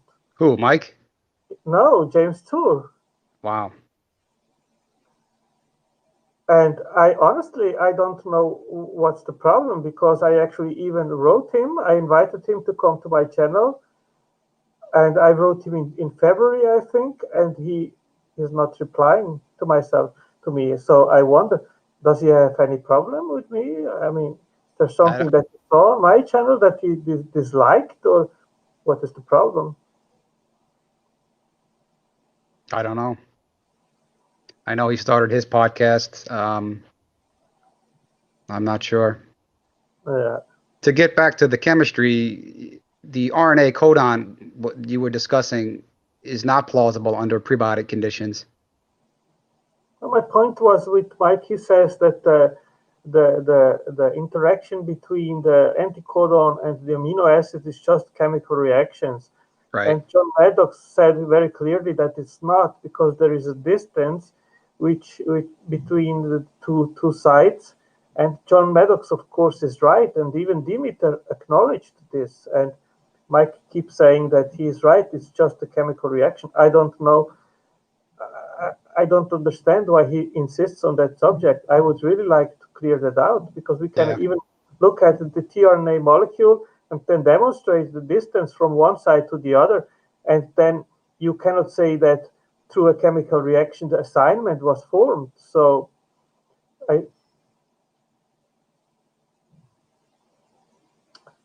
okay, guys, Tony has left, and I'm already over 4 hours here in the chat. I will have a break, have dinner, and see you next time, guys. Thank you for being at my channel. Bye-bye.